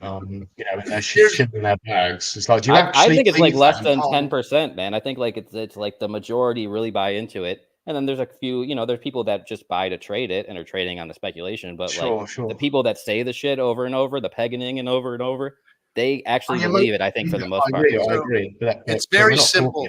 It's very simple, gentlemen. We can put that thing in perspective. There's nothing wrong or nefarious about it. However, it's not what it says it can be. So it wants to be a stable coin, right? So it wants to be a stable coin. How can you have a stable coin? Let's just look at this real quick. How can you have a stable coin when millions, hundreds of millions of dollars of its value was purchased for pennies, and it's sitting in bags of people that want to get rid of that? That is not a stable coin. If you have big bags of it that were given to people for virtually free, you do not have a stable coin. I don't care what you peg it to or what you do. Those bags are going to empty eventually. And that's what brings every single crypto down, is bags emptying. People sticking their hand in that marble jar and pulling those marbles out. That's what does it every time. And you cannot call something and have a stable coin when you've got people that are ready to dip their hand in that jar. Well, if it was collateralized, that wouldn't be an issue, right? But it can't collateralize because you can't access other people's vaults without admin keys. And MakerDAO is not in a partnership with Richard, so he's not getting admin keys, and it has no Oracle. All of those semantics. So I think it's maybe easier to understand too if you try to take out all of the blockchain functionality and don't even think about blockchain and crypto. Just think about it as a loan. It's literally the system is collateralized loan system. So in order to make the currency or receive the loan, you have to put up collateral. And then that collateral entitles you to mint this token, which if you stole it or didn't pay back the loan, you gave more collateral than you took out, so the system doesn't go bankrupt, right? That's how a loan works. That's in the traditional world. You want to get a loan from a bank, you have to put up some form of collateral that they can take in the event that you run off with the money or don't pay the loan back. And that value has to be worth more, or at least close to equivalent, so that the bank doesn't go bankrupt. Well, in this case, the collateral that they were using is very much so not worth the amount of tokens that have been issued. There's very much so less tokens or less dollar value locked up as collateral than there is issued dollars. So that whole system is the problem. Now, the only way that you can fix that is if those people that took out all of those loans added the collateral to their loans. But they already have the tokens. Why would they add the collateral to their loans? They're just all of a sudden, poof, you have collateral. Well, why would you give it to something you already have the dollars? It doesn't make any sense. And as someone trying to buy off or pay these other people's vaults, like they're saying, or whatever, collateralize the other tokens, why would you do that if you could go and buy those tokens off the market for less than pennies on the dollar? And you're not the issuer either, so you don't control it. It's simple if you try to take it out of the blockchain and think about all the smart contracts and the fun contract functionality and all that, but just think about the traditional loan system, which is how this was all derived. It doesn't make any sense. It's a pretty a younger person could understand this. A grade school child could understand this if you put it to them in that terms. Really.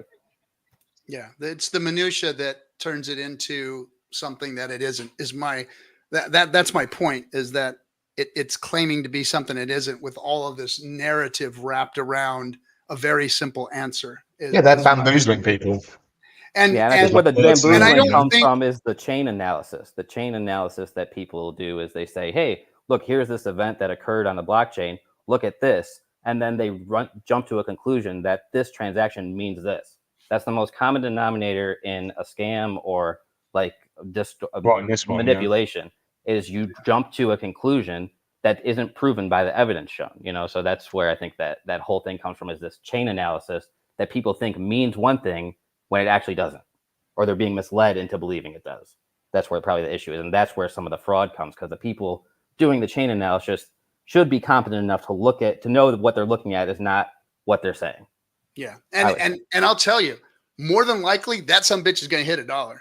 More than likely it's going to probably go to $1 somehow, some way. It'll go to $1. But it's not going to peg. It's not going to stay there. It's not going to do, in my opinion, what they said. Now, I could be wrong, and that's fine. And I hope it proves so.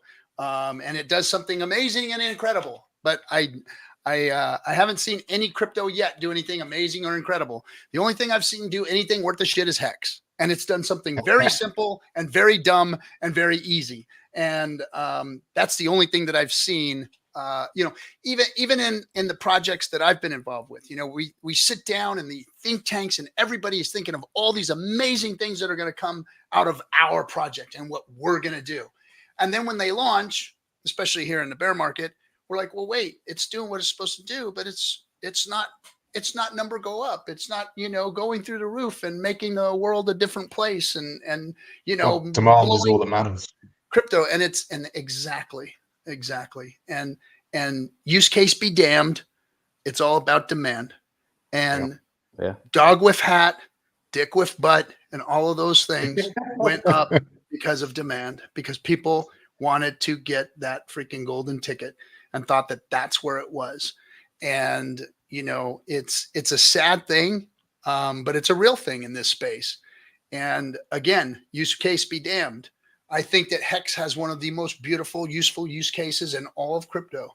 But we do not have global adoption. We don't have people like me who needed a retirement plan crawling all over this thing going, how do I get this? How do I get 38% APY on my money? How can I what is the APY at the moment? Like if I stake for, let's say, I don't know, 2 years, like what am I looking at? Like 12% or something? Or? Oh gosh, no, it's more than that. But Yeah. I thought it was like 18 or something last. Yeah, I I saw. think it's. Yeah. I'm old. I'm old school. So the 38% APY narrative is I'm stuck loving in my my big brain. payday stakes. They're Yeah, looking pretty the good. big payday Maybe not stake. dollar value, but Yeah. I mean, and I'm going to be honest, those stakes are over 100% ROI. And Yeah. that's obviously that's not to be, but when you average everything out, you're in the 20s, 18 to 20% ranges for real. And there is no other tool in the world that is doing that. That alone should make Moon should make crypto a use case. Well, I for the think whole a lot world. of it's going to depend on our performance this cycle, which is why it's very important that we get more outbound messaging and that we move into Asian markets and we kind of get outside the American bubble to a degree. Americans have most of the money, right? In terms of crypto, it's one of the biggest markets anyway. But Asia has a whole lot of people that be getting wealthier over the next kind of 5, 6, 10 years. Yeah. So that's going to make a big difference. But yeah, generally, I think it depends on how we do this cycle. Mexican American. I love this. It says still never sold, but a CD on blockchain is a boomer thought. Sometimes the simple ideas are the best because here's the thing, Hexagon American. There is nothing new under the sun. All of these crypto products here, even the things that are very, very complicated. None of these things are anything different than that's already being done in the real world, in the stock market, in the banks and trade. Now you could program a code to do the things that people have been doing and manipulating and making happen in the world over and over and over and over and over again. There is nothing new here. Your crypto is nothing new. All of these cool bitchin' codes that are coming out that make things do things are not new. Okay, I'm gonna pull you up, Dorsey. They're not new. They're the same old shell games, 3-card Montes, and every financial tool and every financial investor has been out there doing. They're just doing it with a different technology. That is all. There's nothing new. I'm going to bring up Dorsey because I think he's got something to tell us. What's up, Dorsey? Just trying to figure out my headphones, mate. Just give us a sec. Be good, Dorsey. Gary. Oh, did he freeze on us? Oh, man. Nope, there he is. We're streaming from a Faraday cage, so Hit us with what you got. You might have to turn off the video, Dorsey, even though we'd love to see your beautiful face. And for as much as you call me a boomer, you ain't no spring chicken yourself, buddy. Yeah, guys. As I said in the comments. You had something to tell us? Yeah, I just want to remind you guys, have a plan. Some of you know in the community I've been part of, and it's been a great community. My wife had some medical issues, pretty much similar to what you're suffering with your back there, Captain. My wife died last Friday. Oh man, Sorry, to man. hear. No, it's all good. And we all harp on security and making sure that we're covered and safe.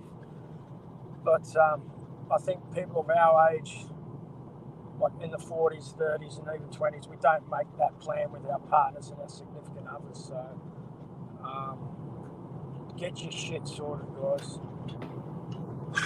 My wife, she let me go in this community and let me spend the money and all that. And I'm staked out and I'm locked in. So yeah, you'll be forever timing me out whenever I make stupid comments. But she started coming around towards crypto, and we were starting to teach her what to do and what she needed to do if anything happened to me. But this was totally unexpected, and we haven't made a plan. So guys, make a plan for the future zone with your loved ones. Well, great message, Dorsey, and I'm thanks for sharing that. Sorry if I brought the stream down, but it happened last Friday, and I was driving. By the time I get home today, it's about 4,000 Ks that I've done this week. I'm trying to catch up with family, and I wanted to get on last week, but I just wanted to put it out there, guys. I know there's a lot of people out there that do know my situation, my thoughts, and people in that Divergent group, Alan and all that. But yeah, guys, get your plans in order. Sorry about your loss, sir. Best of luck going forward. Yeah, Dorsey, our best out to you. Thanks for coming in and sharing the message, and we appreciate you. And again, our all of our best to you. If you there is a little blurb that I have put up on my Twitter like last week. Some people have looked at it, but nobody's commented on it. But that's fine. I'm not that much of a big name on Twitter, so if you want to check it out, I've been off Twitter for a while, but check it out on my Twitter, and I will. I have my beautiful wife there, and now I've got to just look out for my beautiful twin daughters and make sure they're right. Yep.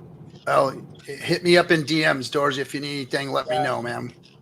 Yeah, much appreciated, Captain. Much appreciated. But yeah, sorry if I brought it down, but there's a lot of people out there that I wanted to let know. Thanks for the reality check. Community's been great to a lot of people in the past. So yeah, just I've made a lot of great friends and a lot of people I'm going to keep within my life for the rest of my life. So yeah. All right, Dorsey. Well, thanks for sharing again. Our condolences out to you, and wish I'd have known sooner. I would have been out there chatting with you. Right. It's been a busy week. Yeah, it has. Yeah, I just want to thank everyone out there, and I'll watch the replay if there's any comments out there. I'll thank you all right now. All right, my brother. All right, I'll try not to get timed out. All right, my man. Talk to you soon. Love you all. Take care. Right.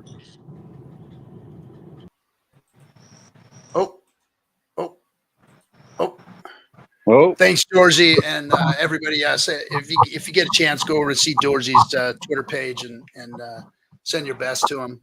That's got to be hard. It kind of blindsided me. I didn't know that had happened to him, but our best goes out to him. Everybody here on the show, and I know the Hexicans. We always appreciate what he does here, and he brings comic relief, and yeah, really, really sad to hear that. That's life, though, and like he said.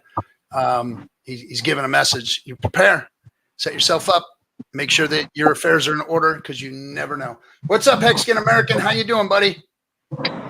What's good, bro? Let me bring up the other guest too. We got Super Secret Spy. What's going on, Super Secret Spy?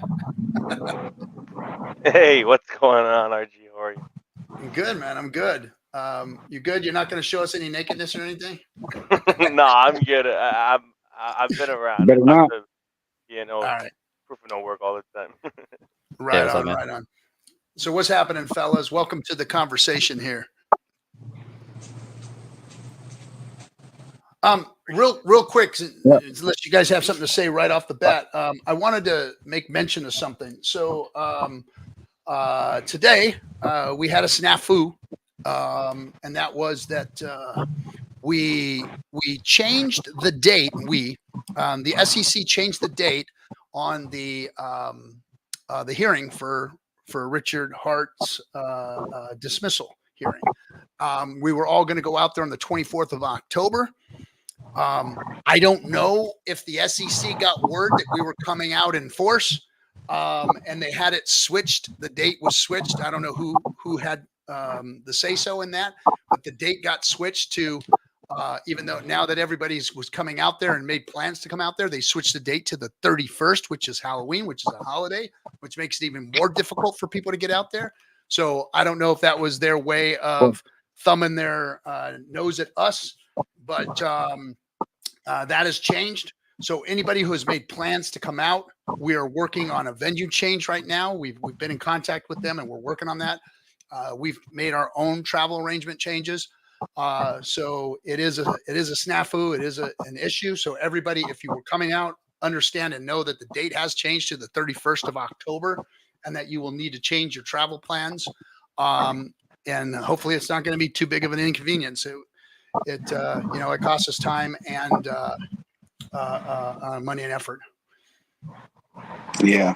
First off, man, Dorsey, couldn't even imagine that reality. I couldn't do it. But I mean, that's reality. That's the world we live in. You never plan on that kind of thing happening, but It just happens. But god damn, man, I couldn't do that myself. Yeah, it's a tough one. It's a tough one. Nah, I couldn't. Yeah, I can't imagine life without my wife, bro. I just couldn't do it.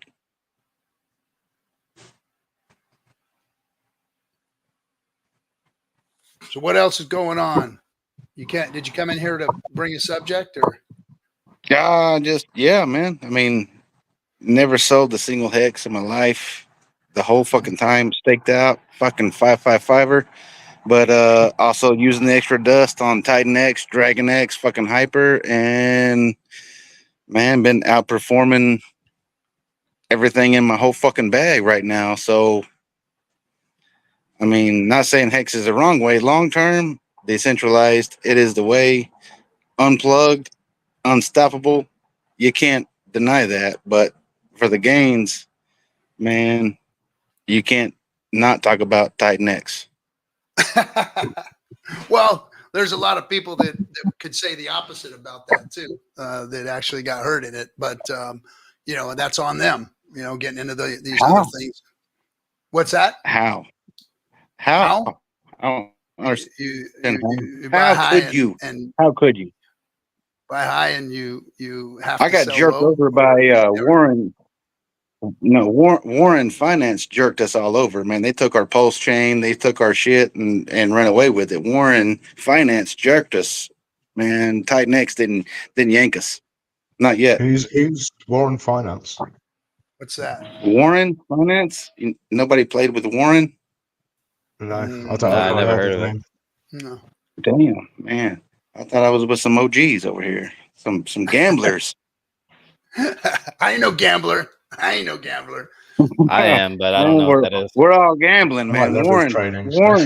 Warren Finance, man. I could push a button and have $120 a day, every day, until it wasn't no more. Mm. But Was it Warren like a Finance, BitConnect? maybe, could be, possibly. It was probably a BitConnect clone. Maybe that's what it sounded like. Maybe I know it it sounds was. I could plug my PulseChain in to Warren Finance and click a button and have $120 a day until, Moon Max ran away with the money. Yeah, sorry, man. Well, I didn't lose all the time, man.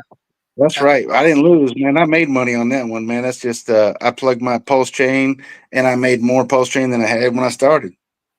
Oh, And nice. see, and then Congrats, that's the problem with these things. You know, the people that get in, some people get lucky and get, in that first run, and they sell, they get out, they get their value out, they repay, fill their bags or whatever, and That's then right. the rest of the people are left, holding Yeah, the bag. most of crypto is net negative.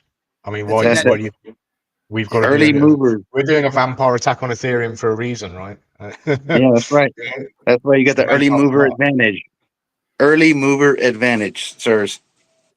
Unless you have external cash flows like my wonderful project, but I've already showed that. So. and that's living and dying by the sword too, So that's not for everybody. People do it. A lot of people have been wrecked, and it's given crypto a bad name at times because people come in, they think they're going to do well. They may make one or two off of one, then they lose everything on another, and then they got a bad taste in their mouth for crypto. That's right, though. That's it, though. But what I mean, I hear rumors about Richard Hart being taken to jail, like CZ and all this. What I mean, but then the price go up still. I mean, rumors. Any fact? Yeah, No, not yet. I don't see that. I don't see tax evasion. No tax evasion. No tax evasion clause on that one. I don't have access to Richard's account, so I don't know what he has or hasn't done as far as that goes. That's between Richard and the authorities, right? Yeah. But everything I've seen. Oh, look who's here. Have you read Sci-Vive though? Maybe you should read the book that Richard Hart wrote 3 times over and listen to my glorious Miss SJ read it to me one time. It was great. Thank you, everybody. Thank Miss SJ. Thank SJ for reading that one. I know it's been forever. We just gotta be patient, man. Like, if you think about it, he's already said everything he needs to say so many times, over and over. I concur with the statement. Yeah, Never lost conviction. I never sold a single hex. Just saying. Keep wish your I'd head sold up, more. man. Keep your head up. Branching out. Just wake up, put a smile on your face. I would Here never comes the put my own positivity bag. princess, everybody. What I have in sacrifice in both Pulse and PulseX and Hex. I mean, like, just I'm not fudding my bags, and I still have conviction. I'm just looking at other opportunities as well. Yeah, and that's fine. That's your choice and your prerogative. But don't just because something else is doing amazing, right? Like, It's shiny object syndrome, Captain. It's What's like that that? little the meme where that thing is poking Hex. Like, come on, Hex, do something. No, we're not. Yeah, I mean, it's not poking Hex, but it's the shiny object syndrome, like Captain was talking about. Shiny object syndrome. I did too. When you can ratio trade and take your hex, plug it into somewhere else, and then you end up with more hex at the end of the scenario, it makes more sense. I didn't want to have to look at charts or worry about price go up or price go down. Now I'm driving for Uber. Like, I wanted to do something. I was like, oh wait, I'm not gonna have to look at this or sell any of it at the bottom. I've never sold any. I bought 50-cent hex. I've never sold a single cent. I won't. I can't do it. I won't. I'm convicted. You have to be. No, you're stuck. Yeah. You're not stuck. Not stuck. Not stuck. Stuck is the wrong word. I'm convicted. I believe. These prices, and I'm not taking anything away from you and your conviction. No, I'm not. But I'm just saying, believer. For the logistics of your wallet, you can't sell. If you sell, you're selling at such a loss that it's, it's ridiculously. I'm staked out 5, man. I can't. I won't. I'm convicted for the long haul. Hex is the future of crypto. I believe this. It's fucking unstoppable. One day when the plebs realize this, Bitcoin's turned off, Ethereum's turned off, Hex still rolls on. I like those words. It's unmutable code. You can't sue a fucking code. You can't do it. Yeah. See, so it's baseless. They're gonna try. Let's see how they try and weave this one. I'd like to see how they're gonna weave this suing of the code thing. If y'all didn't have a chance, I would recommend watching the stream from earlier that I was on with Cabana and listen to Marco speak about the way, like the presence of the lawyers on either side and how he just described how you could see who was the alpha and who was not confident. The SEC, they're shaking in their boots. They're weak. Gary Gensler knows they've made a horrible case against what they thought. I think they thought they saw blood in the water when they saw Richard. They're like, oh, this is going to be an easy mark right here. We got this. Let's drop a case on this boy. He's everything we're looking for. And I hope he never settles. And they made a big mistake, I think, when they did that, because very simple chain analysis and a very simple look at the case that they've brought and the mix-ups that they've already made is showing that they're in deep trouble now because of who it is and who they're coming up against, which is crypto. It's not a cut and dry case. I think that he's got a solid case, but who knows what they're going to try and bring up against him. When this thing does hit the courts. They're already trying tax evasion. So, I mean, stacked on top of whatever else. Does anyone think that the case is going to get dismissed on the 31st? No. I want to see him get his glory. So part of me doesn't. I've been stacking Hex, PulseChain, and PulseX like he already won. I don't think that they're going to. I don't think he's going to get a dismissal unless the SEC rolls over and cries uncle, which I don't think they're going to.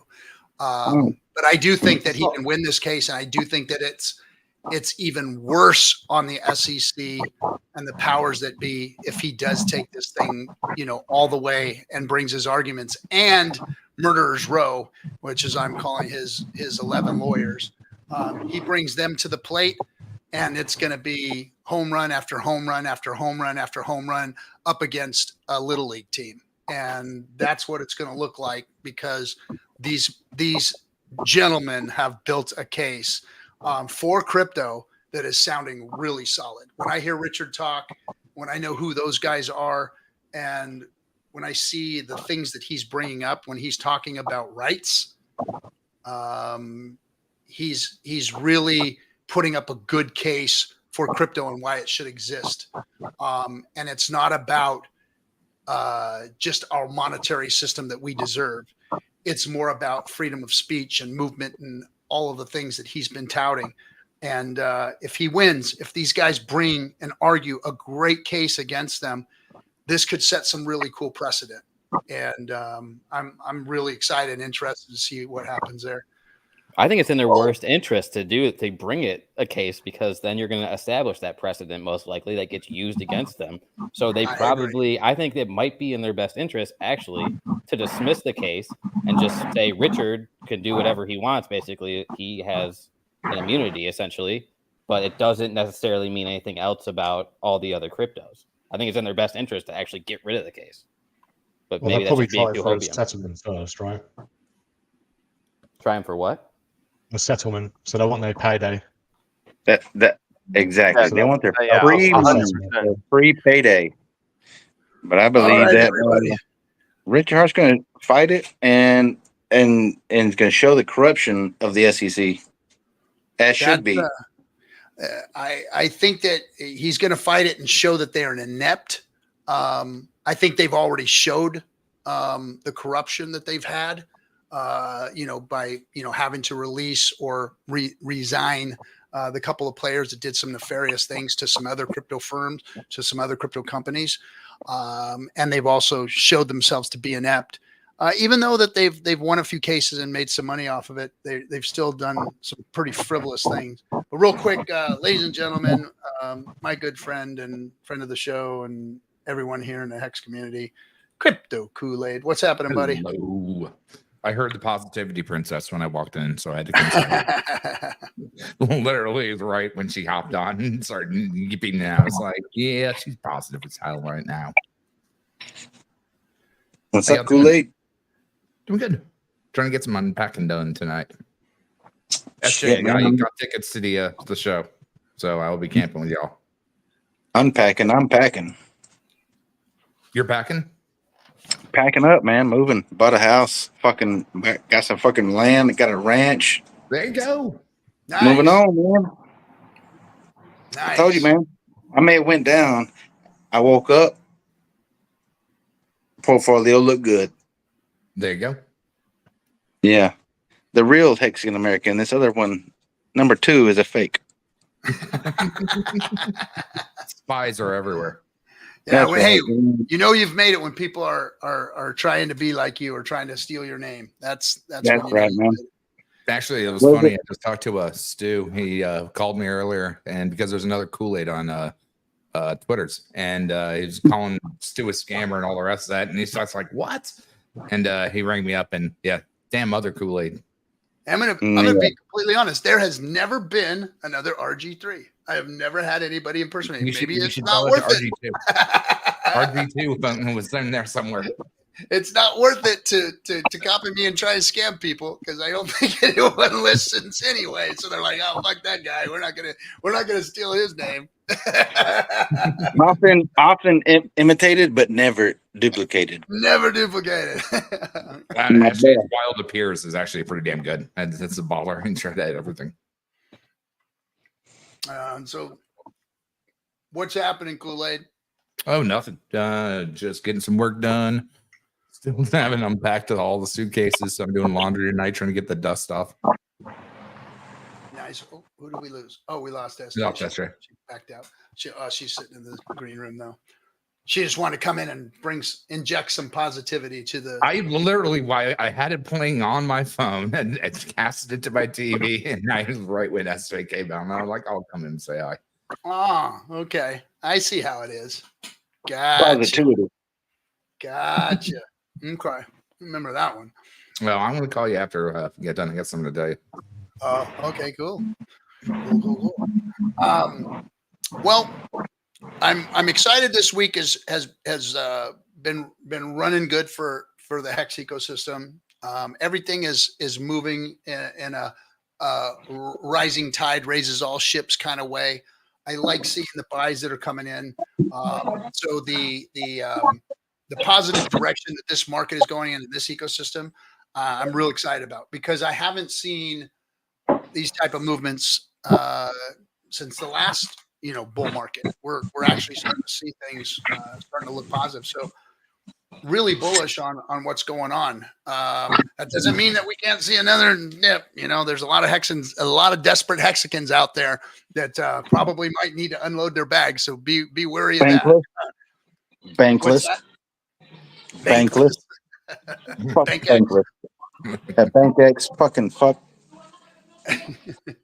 Yeah, there's a whole bunch of them out there that could drop things down. Who gave BankX that much fucking hex in the first place? On purpose? Say that again? It was Godwell. Who gave BankX that much hex? On purpose? Or was it deliberately? Yeah. I've heard all kinds of different stories. I don't know exactly because I didn't ask Godwell. But that's the lingering, that's the fucking Mount Gox of hex is fucking BankX having that much fucking hex. That's welcome to Mount Gox of hex. Mount Gox of hex. And maybe it was a ploy to keep hex cheap for a while for everybody to again get one more chance to get in. Again, never sold, never will, convicted, but worried. Yes. What are you worried about? Worried about BankX dumping and sending it into oblivion, and we're done. We're done. I don't think they have much. I don't think they have much left. Anyway. I don't think it changes one of the things that people look for most, which is the SAC funds, right? Who knows what? Those SAC it's funds a really big sell wall. I know. I agree. I don't look for those either. But I'm saying what a lot of people do look for, it doesn't change the fact. If BankX dumps all those tokens, they're going to come back, and all the degens are going to come in and buy it. It's not like it's just going to stay. It's going to be a bought up dip. Yeah, it's going to be a bought up dip. I'm not buying off of this. Instead of $1,000 deployed into fucking eHex, I'm splitting it 500 and 500 PHEX eHex, and I split it. And either way, I'm safe. Hex is the way, the long term play. I'm 555, man. 20. I'm thinking of 2036. What does that future look like? A t-shirt is a t-shirt. I mean, that's right. At the end of the day. Because you're remember vanilla hex, not doing anything with it. It's just a meme token, right? When you actually turn it into a t-shirt is when it actually works. Exactly right. That's what I'm talking about, man. I'm staked. I'm long-term staked, ladder staked, long-term hex thinker. And I'm just wondering if what I'm doing is the right way, Well, if you're buying eHex 50-50, you're probably not doing the right thing, no. I don't know if that's a controversial statement, but it has way less liquidity, and its main, perhaps potentially only market maker who matters. But I refuse. Not going to market make it, so I don't know. I don't understand why anyone's buying it. I still refuse that Richard Hart lets his first child die. Well, it's not a good narrative for the coin either way. Let something die or try to kill it or anything like that. It's not a good narrative. If one dies, they all die because they're fucking liquidity paired. They're all paired up. Hart's law pairs. It won't die. It just won't have the same upside, right? It'll still be there. It'll just have way less liquidity than Hex. And it depends on who buys it. It depends on who puts value into it. And right. Well, who's going to buy it up and overtake Hex is Richard? the same product on both chains. The chains are different. Yeah, but it's not. It's not though, is it? Because you have totally different No, liquidity. that, You've got different front that's ends. right. If you're talking No, about the product is the Hex same. on ETH. The Yeah, product but is they're Right. still the totally different parameters of assets. how it's traded are different. That's right. Yeah, and It's that's what totally matters in different. crypto. That's what matters. But that doesn't mean that can't Different. change. See, the product can't No, change. The code can't change. The code is that's locked. right. Code, No, But the, the code the, can the only parameters reason change. people around it, say that, the only the reason people parameters say around that it is can't. because they have e-hex bags, right? No, and it's No, you just don't like the hear. dollar narrative that the dollar is going to die. It's not going to die. It's the same narrative. What's going to It's happen not. It's not around the it? same. No, it's totally different. I mean, what was the other hex that we had, like the fair hex or whatever it was called? Those are on chains that are those are Fucking dead chains. Trayvon, right? You Yeah, but know, hex is hex, bro. So you should split it 33, right? but who's That, who's going to want to buy it on a dead chain? You know, but that opens there it are up. reasons. face it, There Ethereum are is not a reasons dead people chain, won't be buying e-hex as well, right? and the I mean, people this is what that I said are on earlier. Ethereum are Right, not. right, Those are there's people with more money on Ethereum than there are on PulseChain. That is for sure. And Yeah, but if people are going to, e-hex on Ethereum isn't displayed on Uniswap front end, and that's where the bulk of your demand is going to come That's from. right. It's not showed, and that opens it up to a fucking ratio trade where you can grow your hex bag for free, bro. That's what I'm saying. I'm not Yeah, lost I in mean, conviction. if you You can wish. make more hex for free, and because it's so gate kept and it's fucking guarded, and it's a ratio trade where you can make a T-share a free T-share if you know what you're doing. Yeah, I mean, if you caught that 1 hour wick down to 10 to 1, that was a good point. I mean, personally, I wasn't awake for that. I've made many of free T-shares off of this ratio trade, and I'm not lost in conviction. I'm taking advantage of the situation. yeah, and there are things that dynamically change hex, like what Heximofo is talking about. There will probably be a time where the eHex yield may surpass the yield that is, on PulseChain versus the staking pool sizes, because now that can dynamically change too. That's one of the parameters that can change in Hex. Obviously not the code, but any of the parameters around it and how it's traded and why it's traded could change. The narrative around it could change. You never know. I'm not saying that eHex is going to outperform pHex. I'm just saying that we don't know what it could do. They're bonded. What could They're change? bonded. And they But they're are not really that bonded, though. To be not. honest, liquidity bonded. There's very No, small They're amount of definitely not USD. liquidity bonded. Yeah. They're Not liquidity bonded bonded, but and functionality. There's like a psychic bonding from the people that are doing the ratio trading. But if you compare how much they talk about their demand for EX and how much demand you see on chain, they're two very different metrics, right? Yeah, I mean, I was more so getting at that, like, if eHex went minus 99% right now, it's not dragging all of PulseChain down 99%. And if it goes up 100x for right now, it's not pulling up all of PulseChain for 100x either. It's a small pool relative to everything, and it's not that heavily bonded to much of any tokens. But Hex dying or doing poorly or being killed or being eliminated from Ethereum is not going to help pHex. Period. End of story. They are bonded together in name.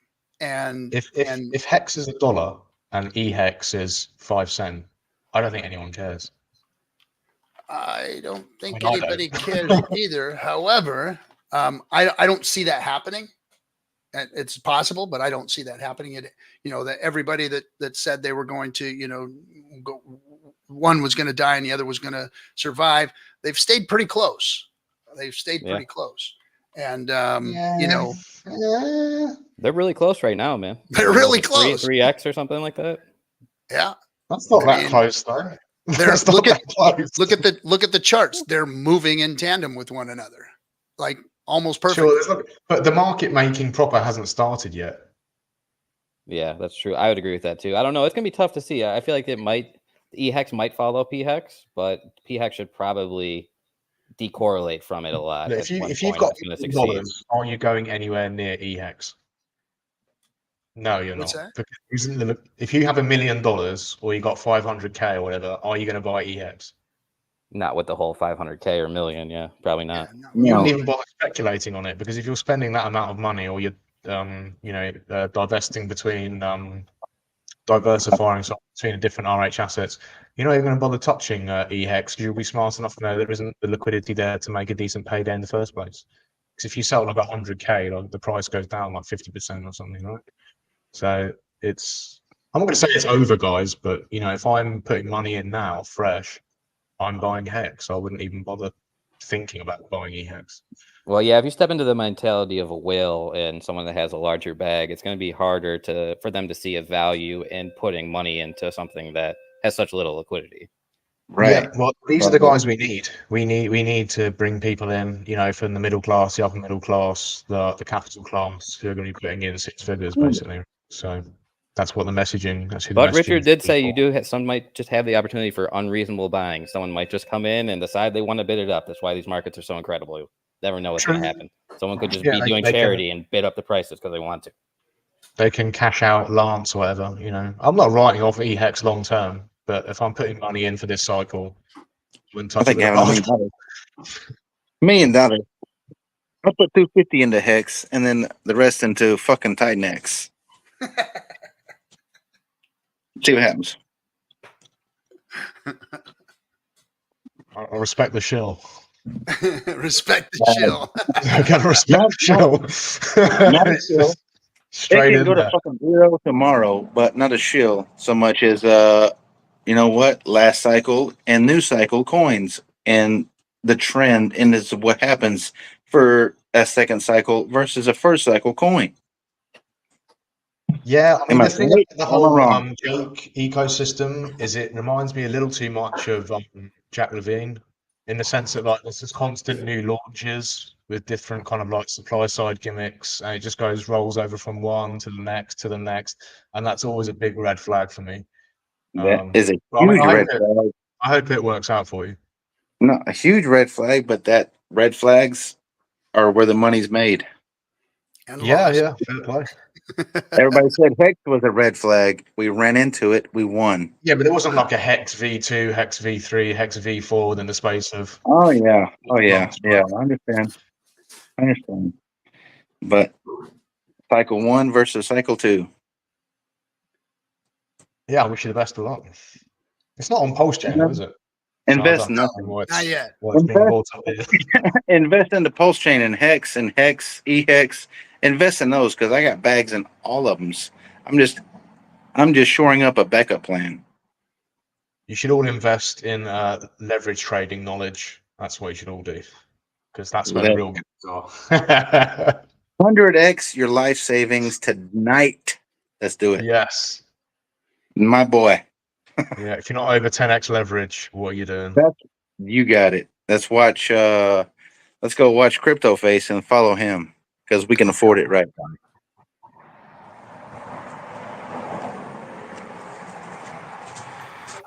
Earlier, I think it was today on stream, Crypto Face said that the Hex community has the best people and the stinkiest people. And he said that anyone that stakes or time blocks is an idiot. It's a scam. He also said that too. Yeah. Well, in the crypto world, time locking is a scam because you're handing over your time lock to somebody else and expecting them to give it back to you when you request it. That's where Hex changes the game. You time lock it and you tell yourself when you can and can't unlock it.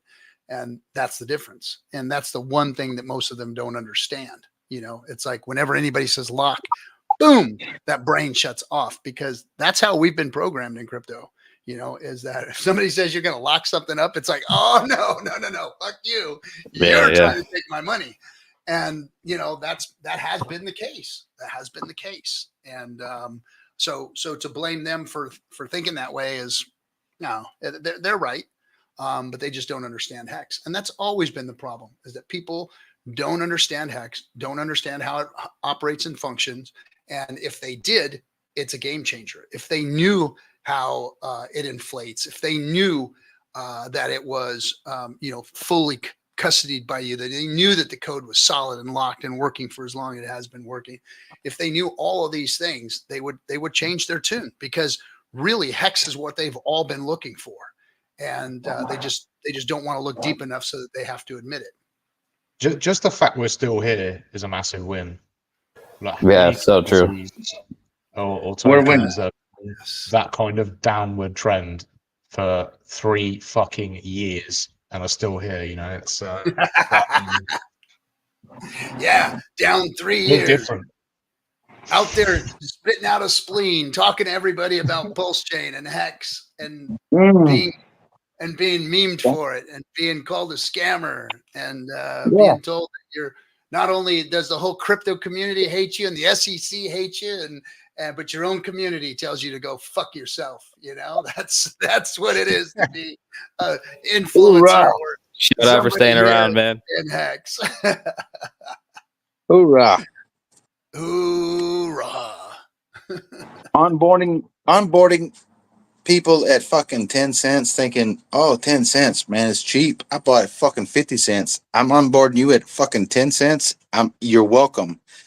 They're spitting in my fucking face right now. I'm still buying.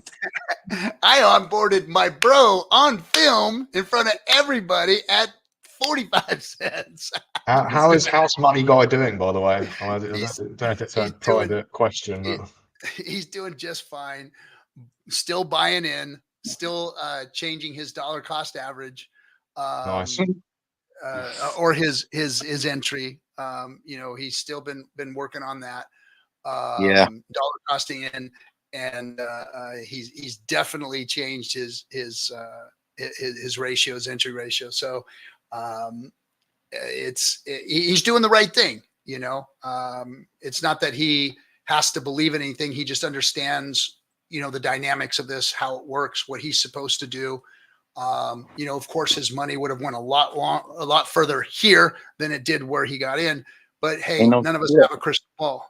We all get into this when we get into this, you know, that's how it rolls. And you know, I've taken a lot of heat for that, not from Mikey, but from, you know, the community itself and people who are just haters. You know, telling me, you know, how can you do that to your friend? It's like, motherfucker, you didn't know. The day I got him in, you didn't know. You didn't know if it was going higher or lower. None of you did. I expected $1. I thought we were just like, well, it was like $1 was built in, right? Of course, we all thought it was going to go to $1 or more. Every 60 days, it doubles. Every 60 days, it doubles. Every 60 days, it doubles.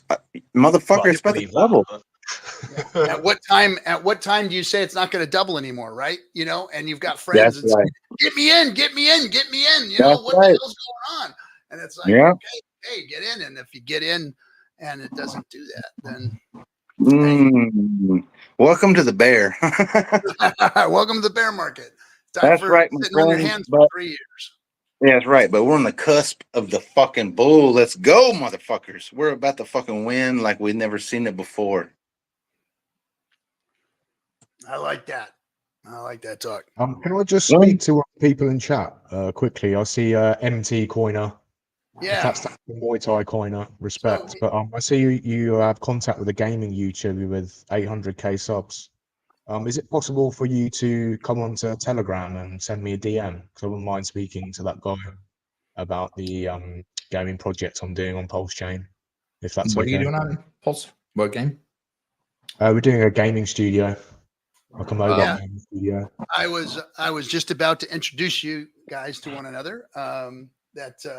You can Simon, you can talk to Kool-Aid here afterwards about FanForge and what we're doing over there and how maybe your gaming platform might fit within the confines of the structure. Yeah, if it's a quick fit for secondary markets, might be interested.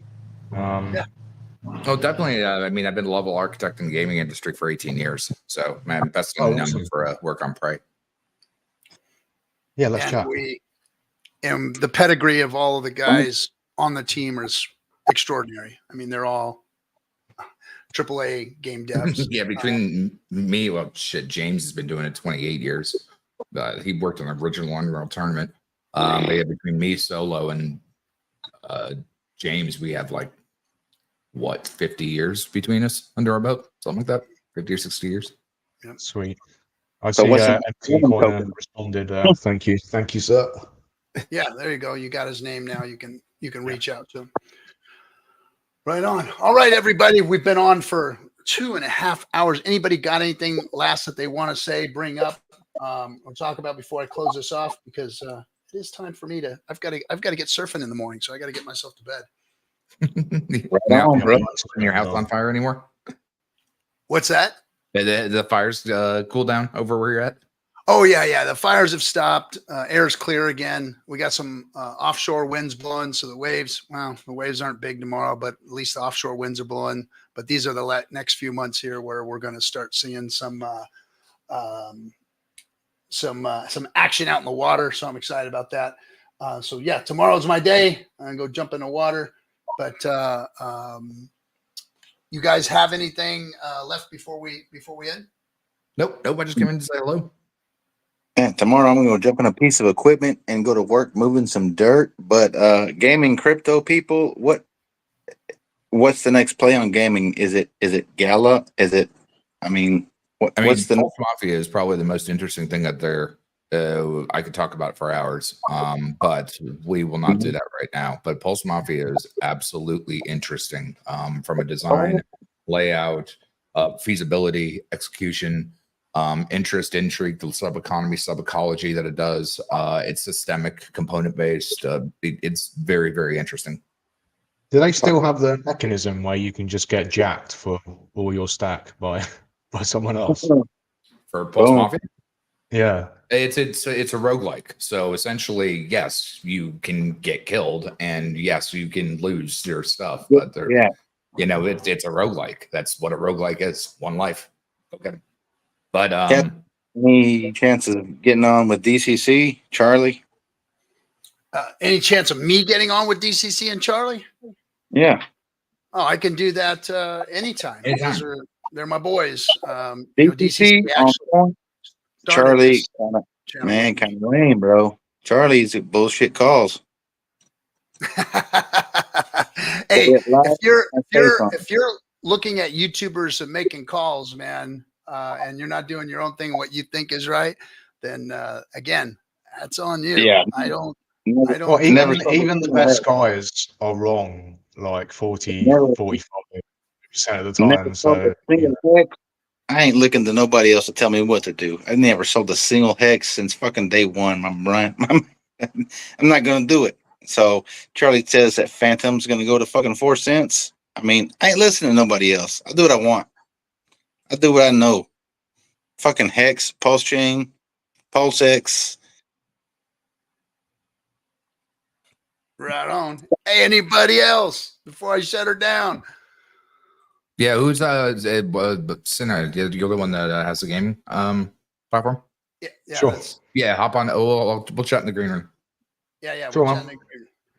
Yeah, and check out the actuator on the Forge platform. I think the website is forgenfts.com, and then you should see some reviews of the actuator on there. And I believe what is the actuator website? Can't see it here. Actuator.finance. Check those out. Right on. Yeah, I'm a big fan of the Forge. You guys keep doing it over there. Keep building that thing. Keep making it stronger.